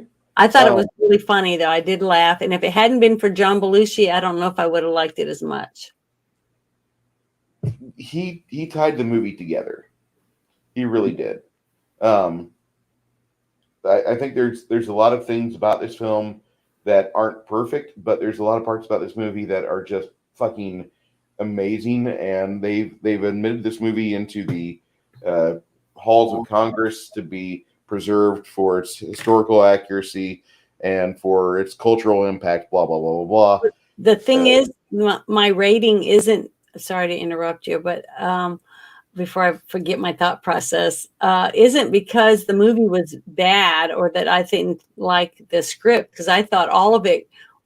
Now that I'm older and I understand more about the whole thing about college and fraternities and things like that, because I've been trying to read about it and stuff, is the fact that I didn't understand any of it. You know what I mean? That when you don't understand it, like, like we talked about many times about gunplay and sword play. I love kung fu and things like that. So that scene with the one girl on the bus, remember from that movie, Meat Train or whatever, Yes. that scene was freaking phenomenal to me because I understand and I enjoy that type of battle. You know what I mean? I understand the way that they fight, so it's entertainment to me. But another person that doesn't understand the concept of it or how it's done wouldn't get the same enjoyment out of it, you see, as I would, and they would go, it was all right, you see. So basically, that whole part where when it came to the fraternity, the understanding of the way that they treat each other and things like that, it was just hard for me because I just didn't understand it. So I can't rate it high because I still don't really grasp the concept of people doing that. So I feel bad about it, but I don't know what else to say about it. Fair enough. This movie was admitted in 2001 to the Library of Congress. They deemed the film culturally, historically, or aesthetically significant, and it's in the Preservation of National Film Registry. It ranked in 2000 number 36 on 100 Years, 100 Laughs of the best 100 American comedies. The movie started a kind of a between this and the Kentucky Fried movie. This is what got Landis on the map. Okay, and those were two films that were coming off of a time where America was not really feeling so proud of itself. You had some people upset about the decision to drop atomic bombs on Hiroshima and Nagasaki. Then you had the failure of Richard Nixon in the Vietnam War, the Civil Rights Movement, and we lost JFK about a day after this movie supposedly ended. So there's a whole bunch of things that happened in the late 70s, and when this movie came out, it birthed the slob comedy. If it wasn't for this movie, we would have no Caddyshack. One of the writers of this movie was working on the writing for Caddyshack, actually. You wouldn't have the movie American Pie. You wouldn't have the American Pie series. Yeah. This movie also put National Lampoons as a number 2 magazine off of newsprint sales for like over a decade. This movie did that. So there's a lot of parts about this movie where it had a huge legacy birthed out of this silly little film. And so I really think that this is a movie that not only do I love this movie just through and through, and I could watch it for days, which I proved to myself I could without losing any momentum. I really think that there's a lot of parts of this movie that other people, whenever you mention it, immediately they start telling you about their favorite parts. And now that I've shown you this movie, you're probably not going to have the same camaraderie with other people about this film. But whenever people talk to you about Animal House, you're going to be like talking about John Belushi or various things that you thought were just funny, and you'll laugh about it. And it's just one of these movies that you share. This is a social event as much of a event itself in the cinematic sense. This is almost a movie that I would consider better than Rocky Horror Picture Show, because I think you would have a better time in the theater watching this than Rocky Horror. Mm-hmm. Because everybody knows what's going to happen. It's been out for over 40 years, but it is such a good classic film that you would have people getting just amazingly loose with the script, and they'd be screen talking the script the entire time. Mm-hmm. Kronos, thank you, sir. I hope we entertained you. Thank you for coming by, Kronos. Also, there's an interesting part. We'll review the Twilight Zone movie here in about a month and a half, 2 months, maybe. It'll be before the next year is over. It's another movie directed by John Landis, and a scene set in Vietnam includes a soldier saying, "I told you guys we should not have shot Lieutenant Niedermeyer." Yeah, I think I remember that line from that movie. Yeah, I don't know if you ever saw Twilight Zone, but that's a really good movie. Yeah, And that was a movie that my mom actually wanted me to watch because she loved the TV show, The Twilight yes, Zone. So when they did the movie, my mom wanted to see it. yeah, I just couldn't believe that Vic Morrow died during the filming of it. And we'll study that whenever we do the movie. I'll do some studies on what happened with the helicopter crash and let you know what I found out, and anything extra I could belch out and tell you guys about. I'm going to do that. But I consider this movie to be a high rate. This is a 9, probably in my top 10 movies list. But Janet, not so much. I would give it a higher rank if I understood more about that part of it. But it's not the movie's fault. It's more my fault because when I was watching, I was like, grown people do this. I was just really taken aback by it because I couldn't I didn't get the concept of it because I was never involved in anything like that. So it's hard to judge something that you've never dabbled in. Sure. I don't know if that makes any sense or anything, but to anyone, I'm trying to be as honest as I can about it. But I thought it was excellent. I thought when it came to the acting, the overall story, the character arcs, I thought all that was, top notch. And definitely the director is great. I mean, I've liked every movie I've seen that he's directed. Um, the scenes, the props, I mean, everything. Just like I said, I was mesmerized by everything in their fraternity. I mean, I just thought what a cool place it would be if it was a museum just to get to go in and just to see all of it. It was just so much stuff packed in there, so much memorabilia that I just was in awe of it. I'm one of those type of people that I love going to old homes and flea markets and what do you call those the auctions that they do at these people's homes when people pass away and they just go in and do, yeah, one of those. I can't remember what that word is right this second, but those type of auctions where they go into a home and you can just go in and pick things out and buy it, books or this whatever it is they have because the person had passed away. And I've been to 4 or 5 of those, and it's just exciting to me. And it's pieces of someone's life. Just like I said, I'm so eclectic in my own life. I have so many random things that have no rhyme or reason, but they make me happy when I have them. I mean, this, like I showed you guys, I know I showed Bruce my can of J.R. Ewing beer. Okay. It's an unopened can, and I love it. Every so often I'll just pick it up and hold it and look at it and stuff, just simply because I have one. I don't know if that makes any sense. I know it sounds really stupid, but I'm just like, that's just who I am. So it's hard for me to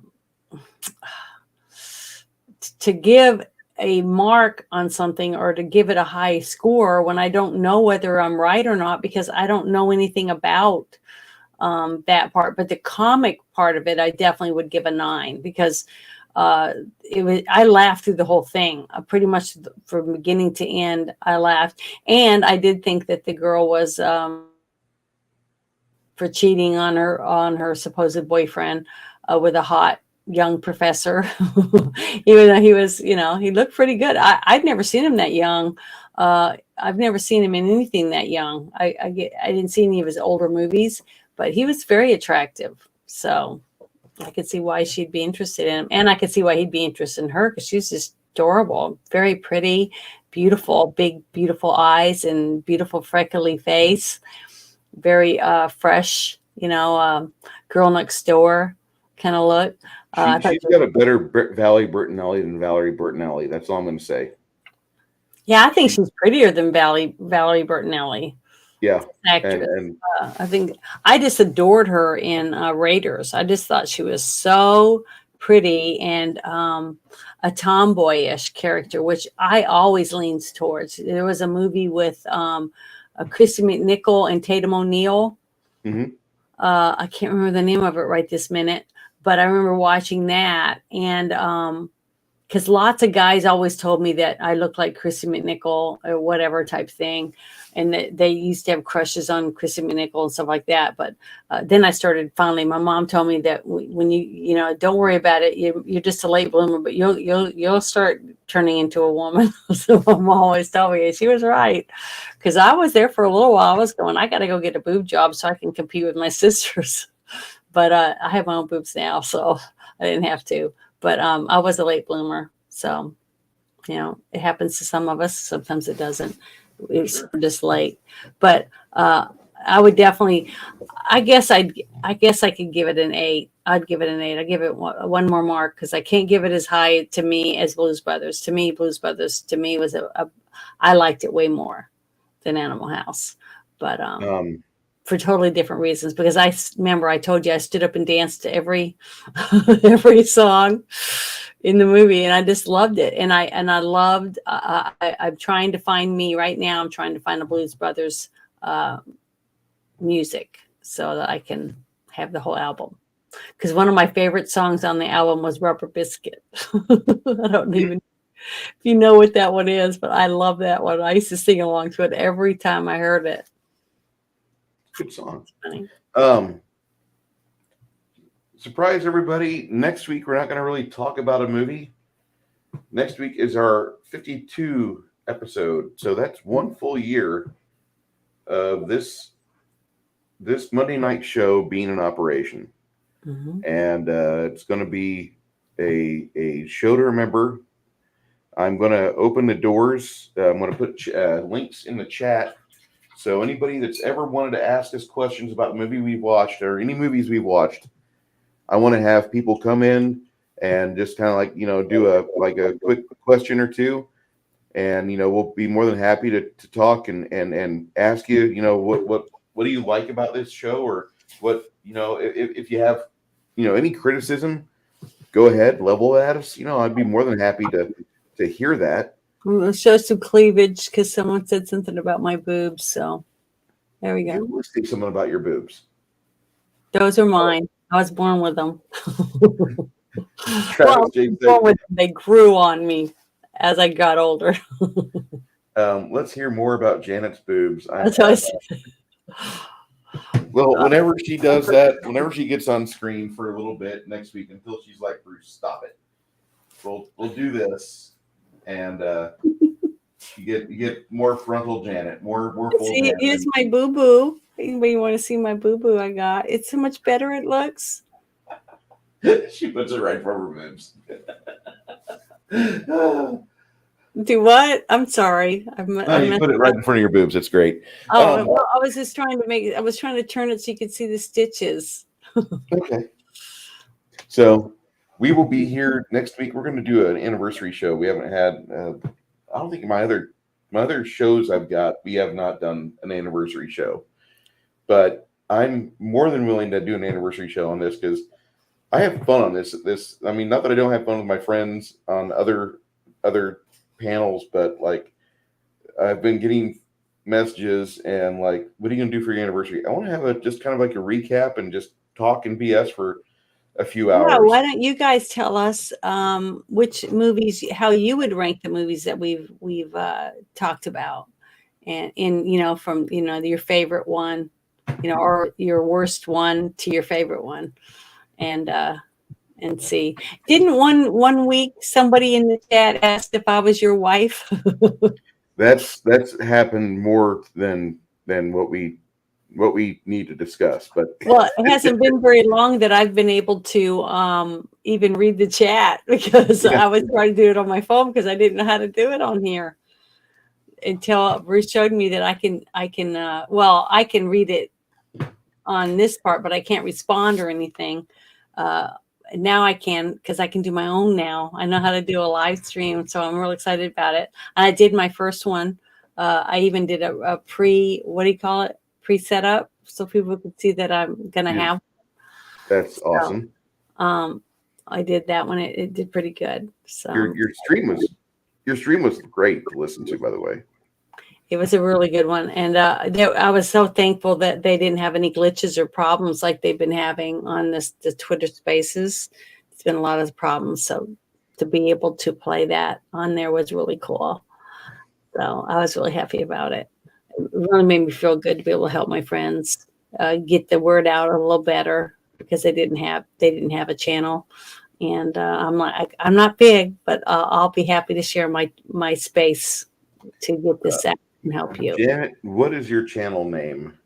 Awesome one wants to know. Janet from Another Planet. There you go, buddy. That's it. That's me. Thank you. Do you have an idea what you want to, when we start our the start of our second year here in 2 weeks? Do you know what you want to have us watch? Yes, but I don't. I mean, should I tell it now or wait till after we get to do the other one? I'll leave that completely up to you. Well, I was really leaning toward. I sent you a picture of somebody I can't wait to see again because that movie just is so good to me. And for some reason, somebody said something in a space on Twitter, and I couldn't stop thinking about it. So I went and I found that picture and I sent it to you on Discord and said, I want to do this movie. So I think I want to do that one. Okay. Do you think it'd be fun? I think it'd be great. And that would be, there's a lot of reasons why I like sci-fi, our sci-fi things that we really like, because I really like it. So I'm wanting to do, not next week, but the week after, I want to do The Fifth Element. I think it's a great movie to watch. And I love the actors and stuff that's in it. And it's just got a lot, it's got a lot of good stuff in it. Sounds like a lot of fun. And there are two Janets. Well, there's two echo. There's an echo. I'm sorry. You're good.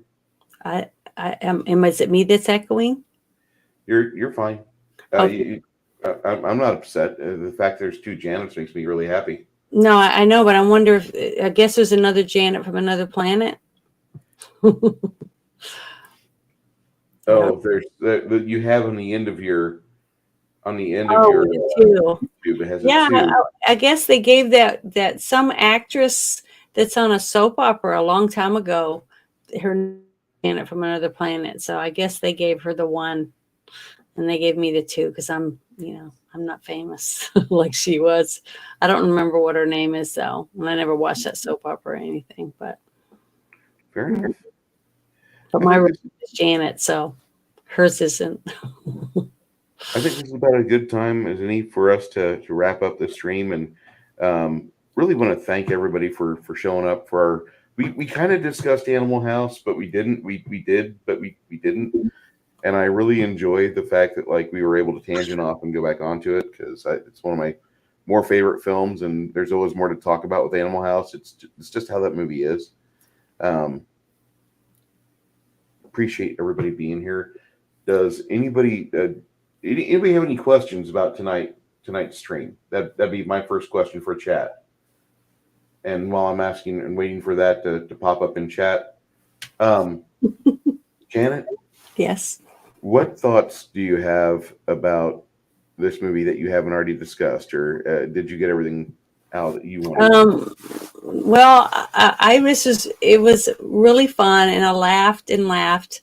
And it was just so cool to get to see all these people, and there was so many people's faces because I had never seen this before, and to see Kevin Bacon and a whole bunch of other faces that I was like, wow, I recognize. Just like when I watched the Blues Brothers and I realized that was Pee-wee Herman in it. So you just miss so much when you're not really paying that much attention, but because we're doing this to do it, I'm getting to pay a little more attention to what's going on, in the actual movie, which I was really trying to do, but I just had a hard time understanding this whole concept of grown men doing stuff like that to each other. But I guess the women do the same thing in the college fraternities. So I was never in one.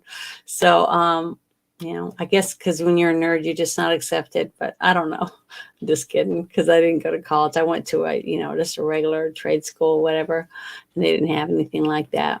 But the only thing that it was kind of sad was after I watched it, and the more I was thinking about it, was the sad fact that we've gone back in time to where we had so many freedoms and stuff. That's the sad thing. And I know it's my fault that this happens to Bruce's show, because uh, everything, I guess I overanalyze everything, because I watch this movie and I laugh at all the funny things that they did in this movie to men, women, uh, everyone. Everyone's a target. But today you can't do that anymore. You can't laugh at things and joke around and have fun at things that we did when we were kids, because now it's not politically correct. It's like politics is oozed into everything, and we're not allowed to have fun anymore. We're not allowed to laugh. We're not allowed to joke. um, it won't be long. The only costume you're going to be able to wear is just a costume that makes you look like everyone else. You're not going to be able, it's just going to be a plastic mask that covers your face and all your features, so nobody has boobs or anything, because it'd be a shapeless blob walking around, and that's all anything is going to be, is just shapeless blobs consuming food or air and water. Basically is basically where I see us being pushed to where it's taking away everything, that's taking away anything that we enjoy.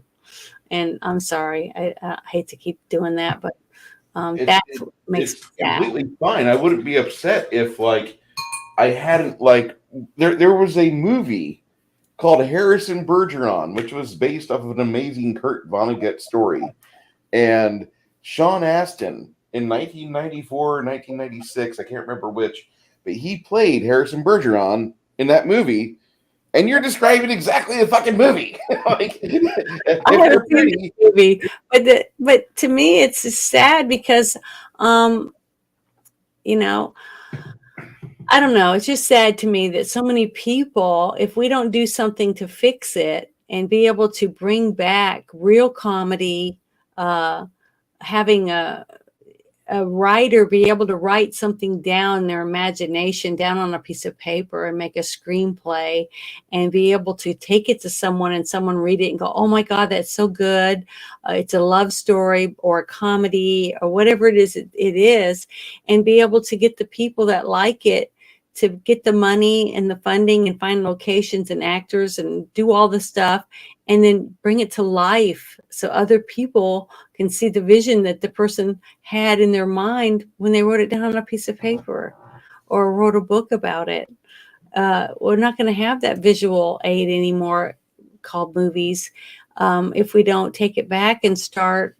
Uh, that's why I always push independent movies. If you can see an independent movie, see it, because they're all that's left when it comes to um, the the vision that we used to have in Hollywood, And once we get that, if we can strive to get that, maybe our grandchildren will get to actually watch a movie that's made that's good. It's about entertainment instead of political views being crammed down your throat. That's the sad fact that I see in all of it, is that we can't even use it for entertainment anymore. You know, that's true. I mean, it just kind of I upset mean, me. when you But, buy a ticket to go see a porn, you're going to get lucky. You're going to watch it knowing it. When you get to the end of it, you're going to get laid, right? Well, when you go to buy a ticket to a regular movie, you're going there to get entertainment. Like I told you, I went and saw the Dungeons and Dragons movie and I loved it. I stood up at the end and I was clapping. I was so happy. And other people were clapping. And it was so much fun. I felt like a little kid. I mean, watching it. And it's been so long since I've been able to go to the movies, eat popcorn, and have a slushy drink. And just love the movie and laugh and be immersed in it. And I just want to get back to that. I really do. Be able to sit and hold hands with someone watching a romantic movie, or be able to sit and laugh next to someone and enjoy a wonderful movie that has a great story that isn't for just one type of person. And I don't know. I'm trying to keep my hopes up, but I'm so thankful that we still have movies that we can watch that were older, that have so many wonderful stories to be told, you know. And for young people that haven't got to see them yet, to get to see a movie and see what real entertainment was. I still want to do that. So that's why I'm doing this with you, Bruce, because I think that we're not doing it the typical way that everybody does it. We're doing it from our hearts, and we're sharing our true feelings about something and how much we love it or how much we hate it, because we don't always agree on everything. And that's what makes it more real, is that we're talking about stuff that even you and I don't agree on every time, because that's reality. Not everybody likes what someone else likes. Yeah, I'm pretty okay with that. I don't want Me an echo too. chamber. I don't I, either. That's what makes it fun. exactly. I like hearing what you have to say when I'm not interrupting you. And I do such a good job of not saying things like, "Why, yes, Janet, I was finished talking. Go ahead." No, I, keep I going. don't I don't need to I don't need no, because I'll get back to it. We'll get back to it. Okay, I got interrupted. No big deal. But like it's part of the fun of having a conversation. Sometimes you don't get to go talk whenever you think it's your cue to talk. You'll say something and it triggers somebody else. Like, oh, hold on, before you finish, let me say this. And Mhm. that happens. That happens. And I think a lot of people do that, and that's fine. I'm not upset about that. Well, see, I Um, like it because it's almost like we're sitting in your house and we each got a drink and we're just sitting and discussing a movie we just watched. that's the You know? entire goal for this. And that's what I like about it. It's a different way of being able to have a discussion about something, and I wish more people could do that. I wish more people could just sit down and talk about their feelings about something, whatever the topic is, but talk with somebody that is not going to judge you because you have a different point of view. And that's something that's really we've gotten away from in everyday life, is that people are afraid to talk about things anymore because it's not worth it. We'll get in a fight, or they're going to hate me, or they're going to block me, or whatever. So it's just nice. I like being able to talk about something and be myself when I'm talking about. And yeah, sometimes I say things and it goes over my head, or what, I don't understand it or whatever. But you know, I, oh well, it's just the way it is. That's The reality. way life goes. Mhm. No, I plan on doing the stream until I'm no longer able to do the stream. So if you want to do this on Monday nights, it's great because my wife's I really I love it. And I cannot believe we've done it this long. It just doesn't seem. It just doesn't seem like we've been doing it this long. 52 52 episodes shows. next week. Yeah. I know. I would say, if someone had asked me, I said maybe 30 something, maybe, because it doesn't seem like it, does it? hmm It's gone by it's really been fast. it doesn't feel like it's been that long. Mhm. But it has. Um, if there's any questions anybody has, lay them in the commentary track or the comments of this video. Just give it a few seconds once we end this. We'd Mhm. be more than happy to talk about that. Six Nation 31 Kings. We did. There are people that get upset because you went and saw the D&D movie, and how dare you enjoy the D&D movie? But Mhm. the the movie itself, not a bad thing. Actually, pretty okay. There's some problems with it. I'm not going to say it's a perfect film, but I Mhm. will say that it's all right, But I don't like the house that made it, and that's where I'm going to give my friends in the chat a voice, because the reason why I'm worried about that is that they're going to take away what was D&D, which was geeks around a table making fart jokes and trying to roll dice and trying to get through combats, and then like talking about treasure and then talking about the cute girl in middle school. Mhm. They're going to get away from that, and we're going to start making it a lifestyle brand where there's like D&D pajamas and D&D wedding gifts, and there's D&D this. It's everything about the D&D itself. There's no more game. There's no more. There's no actual like thing where people could have like potentially get their feelings hurt because I've played an elf for the past 26 years, and you hurt my feelings when you made fun of me with your dwarf character. I don't want to have that level of animosity at a game table. no. Hasbro and WotC or Wizards of the Coast want to make a product that is consumable by everybody. And that's where a lot of people get really upset that people are going to see the movie and having fun because they're worried that what made the name D&D good is gone. And here's the thing, D&D's been not so good for at least 15, maybe 23 years because a new company bought it back in the late 90s and they changed everything since then. It's not nearly what it was. You therein lies the problem. You fund the enemy because nostalgia. That's the thing. If they want to make it a lifestyle brand, Bowsette, I'm okay with that. Go ahead, make it a lifestyle brand. Make it DC Comics, like what Time Warner's doing to that name. Go ahead. The only thing I've bought D&D in the past 12 years is the Big Red Dragon for my wife because my wife liked it. And Six Nations 31 King says it was a niche market gone popular, going to be real hard to go back instead of looking forward. And it's not just Bowsette chimes in. It's not just that, Bruce. It's the politics and the company's not learning their lesson. I get that. And bad Bruce for giving them $50 for a big stuffed dragon. I didn't have the excess to get a rip-off Chinese dragon,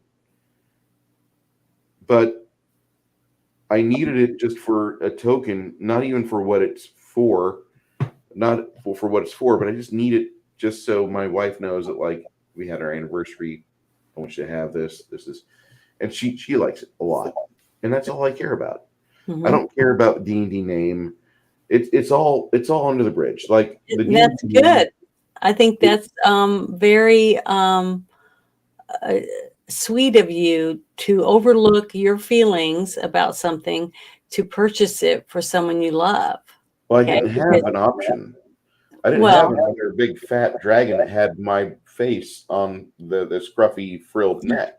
Well, what I mean is, I think that that's great that you did that, and what I want to say is that I got to dabble just a tiny bit in Dungeons and Dragons when I was young, and then I never did get the opportunity to do it because every time I had some people that were able to do it, we moved. I mean, I grew up as an Air Force brat, so every 2 years we were moving. So no one wanted me to play because they said, well, she's never going to be here because she's going to leave.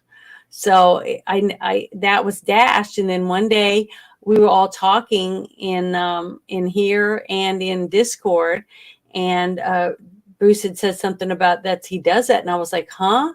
So I went and I was watching them play, and I was like, this is awesome to get to do this. And I didn't think I'd ever get to do anything like this. And then when they invited me to try to play, I said I would love to try, but I felt kind of bad because I didn't want them to have to put everything they've worked so hard for on hold to help me out. But once they did it, each week, just getting to hear the story and get to immerse myself in, and how can I help my team be more successful, and learning new spells, and just learning the stories about the different characters that have been involved earlier before I even joined the game. All these things, to me, it's just been phenomenal. I've loved it. I'm learning from it, and it's fun. I look forward to doing it each 2 weeks on Saturday, and spend 8 hours playing live online with a bunch of people just sitting around the computer. But it's fun, and I'm excited about it.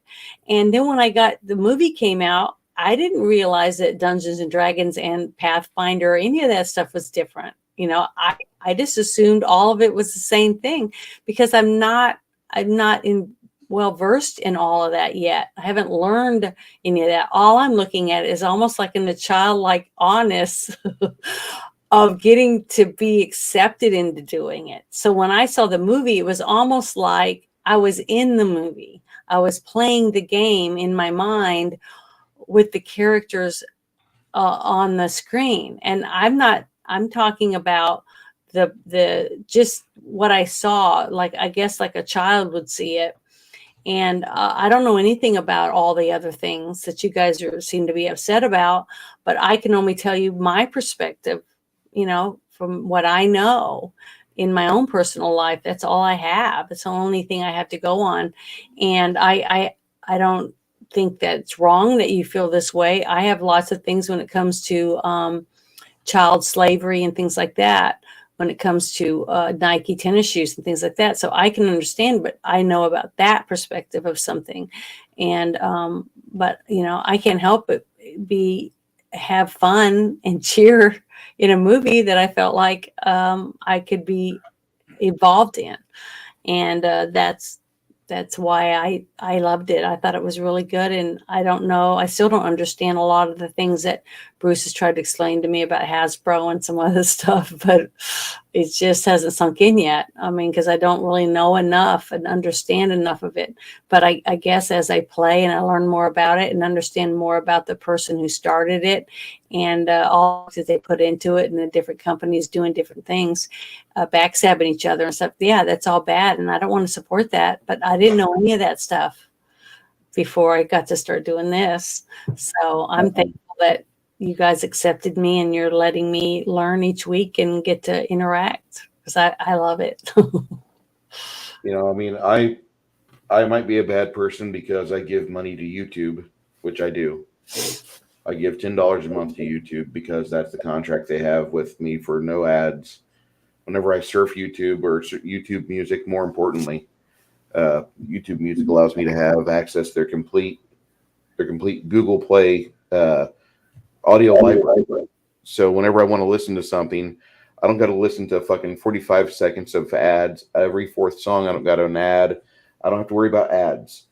So I'll pay the $10, and I'm a bad person for doing that. But there's not another music service that has everything I want like this one. And I maybe SoundCloud might, but they don't have the play ability that YouTube Music has. Secondly, by me paying them, it allows me the chance to bitch. And that's something that you as a paying customer deserve. So if we're fucking up here, you let us know. Even though this is a free service, if you don't like something that's going on with my channel, tell me. Bowsette, I see completely what you're saying. Everybody I know is watching Picard season 3 thinking it's wonderful. I think it's still shit. I'm not going to watch it. And I'm going to probably never watch it because I don't like Kurt's Trek. And I never will like Kurt's Trek. I have a lot of books that I need to read. I have a bookstore across from my home that I need to go visit more often. I don't need to watch more stuff. I only use the YouTube because it's what's on whenever I get my hands full of paints and miniatures. Mm-hmm. So that's what I do. That, and I'm getting more into audiobooks. An awesome one hits it completely right. I don't care about dead IPs. Star Trek, Star Wars, Doctor Who, great stuff in the past. Ever since they got purchased by somebody new, it's been pathetic.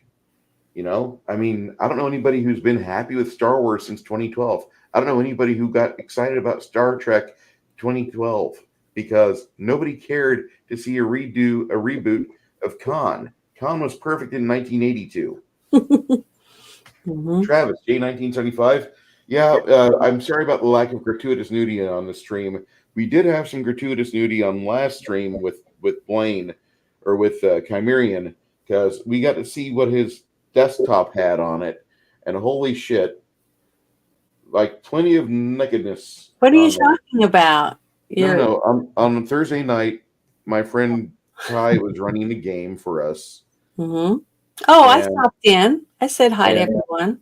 There was a moment where he had his screen visible, and there Oh, were boobs broadcast out on YouTube. Not saying it was a good stream. I'm going to say that I had boobs broadcast out on YouTube from my channel, and I'm surprised I haven't gotten an angry letter yet. But Mhm. whatever. I've seen more than boobs on YouTube. Yeah, So exactly.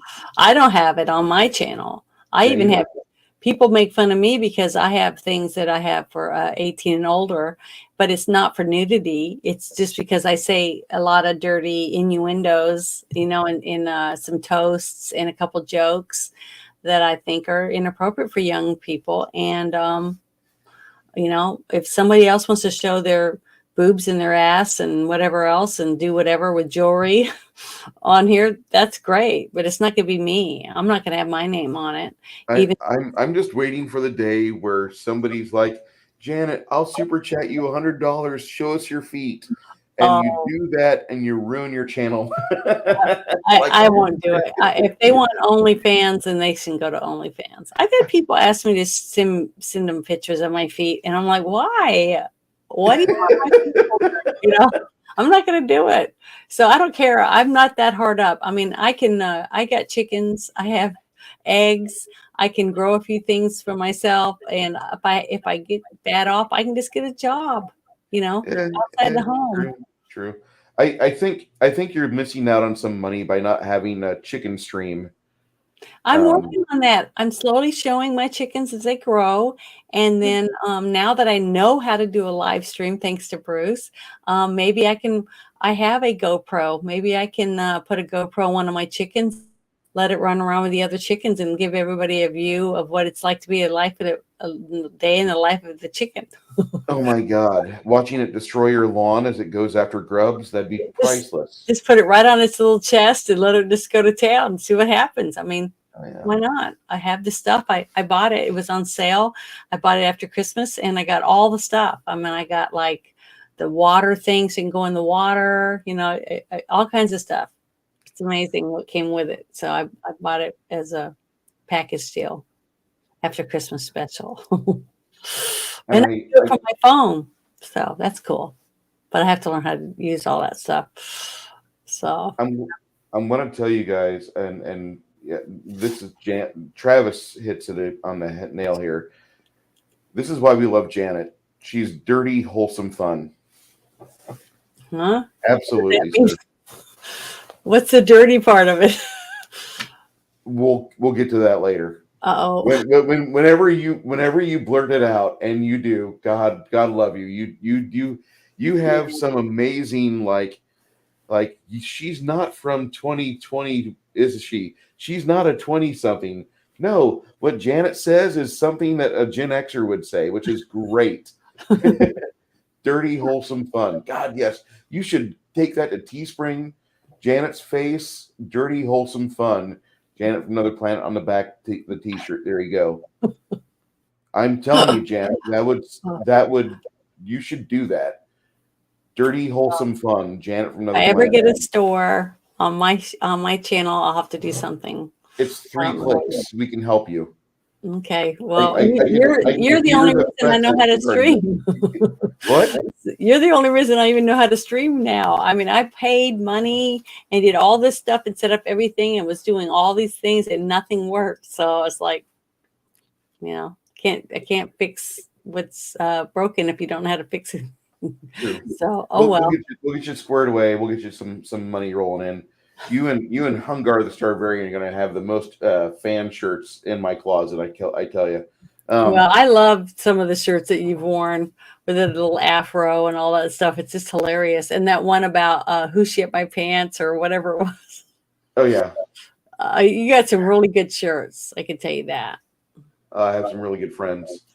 I want to just say to everybody, appreciate you guys. We're staying late a little bit here. Didn't mean to stay late. Sorry. This is the nature of our business. You know, we talk, but really appreciate everybody sticking around. Chat's still active. Janet's not like turned into a pumpkin. Which, if you ever watch an 8.5 hour game stream, at the end of it, like we shut off the stream, and like there's usually the green room time where everybody's in the green room talking and chawing and just chewing the fat and saying what they like, what they hate, and all that. And you hear Greg bitch about the chat.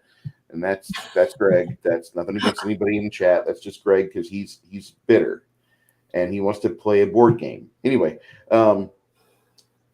You have Janet, which she will last 6 minutes, and then her hunger will rise to be larger than her need to be social, and she gets out. And Yeah, then I won't see I'm Janet. starving. Yeah, I won't see Janet at all for like 10 hours because I got to sleep anyway. Yeah. And then the next day when I wake up, Janet's up at 4:51 sending me a message on Discord. it's, Well, I it's great. get up early in the morning. That's why I'm tired at night. It's understandable. It's understandable. And I have a Everybody rooster. else is up to like 1 or 2 in the morning. They don't leave the screen. They stay in the screen for like 6 hours. Really? Yes. That's amazing. I don't know how you guys do it. I just can't do it. You know, my clock is ticking, and I have a rooster that starts crowing Okay. outside my window. So I might have a couple more roosters once I get these babies bigger. That's like I've seen full frontal on this site, naked yoga, waxing, some dude with his junk hanging out, Elsa Gate, animal stuff, no bullshit. Awesome ones. Listening to Janet talking, he's like, my God, that's every Southern woman. Do I have a real Southern accent? You kind of do, but it's not like a true Southern. You're not the dirty South like Nashville, Southern Chattanooga. Hey, Will Breaker, how you doing, sir? You have a Southern accent. Like I can tell you're around the Mason-Dixon line, but I know that you're not Georgia, Tennessee, and you're definitely not Kentucky. But yeah, if your daughter speaks this way, then I'll know it's an Arkansas thing. Well, she's already sleeping right now. She has to work in the morning. Right, That's talk for you. You're good. You're good. And I'm just saying, like, if your daughter talks like you, it's an Arkansas thing. I can usually start to place people after about maybe 20 minutes. I can tell if they're like, are you Tyler, Texas, or Waco? I have relatives in Oklahoma, Arkansas, Texas, Maine, Arizona, Georgia, and Connecticut. So I've got lots of relatives from both sides of my family. So Louisiana. It's pretty cool. So because my dad still has a huge, really strong New York accent because he's from Albany, New York. So great summary right here. You've got a hint of twang, Janet. Don't lose it. It's character. Well, it's kind of hard to pretend that you don't have something because especially when you get excitable or angry or whatever, your accent tends to pop out without even, trying to do it. It just comes out all by itself, So, but thank you guys, everybody, for coming. I hope we didn't bore you or drive you insane. So Overstay are welcome. That's the thing I always worry about when we start talking after the movie. I always worry about that we start like overstaying our welcome and we make ourselves too comfortable with our friends in the chat. I don't mean to do that. I want you guys to feel comfy here. Do I ever want to disrespect you? Never. Never. I want you guys to I like it. I like them being themselves. Balzac came into my stream that I did for my friends on the Spaces one, and we talked a lot in there. There was a couple people in and out talking, but I like it. I like having real questions and real answers and trying to have real discussion about things. That's the only way to solve anything is actual discussion and talking about it. If everybody just says, oh, here, tack to the hand or whatever, how do you get anything done, So I like it. I think it's good for everyone. I wish more people would do it. But it's like I said, people are afraid to voice their opinion because they're either going to get ostracized or doxxed or, or something. It's fear. And that's a sad thing that we'd be in America and feel that way, huh? It's fear, completely fear. Mm-hmm. People are scared of being. Their fear of missing out and fear of being ostracized are two things that people will bend the rules of reality for them to Mm-hmm. work around. They don't want to have to deal with that. Mm-hmm. Really appreciate everybody being here. Thank you for coming, everyone. I hope you come back next week when we do our special show for our 52. It's 52, right? For Yes, 1 ma'am. year. Yeah. It's gonna be fun. I think it's fun every week, so I love it. I love it. But I like talking, so that's just, I guess, my downfall of myself. But I'm just me. Proud of you, Bowsette. Thank you. Everybody be well. Good night.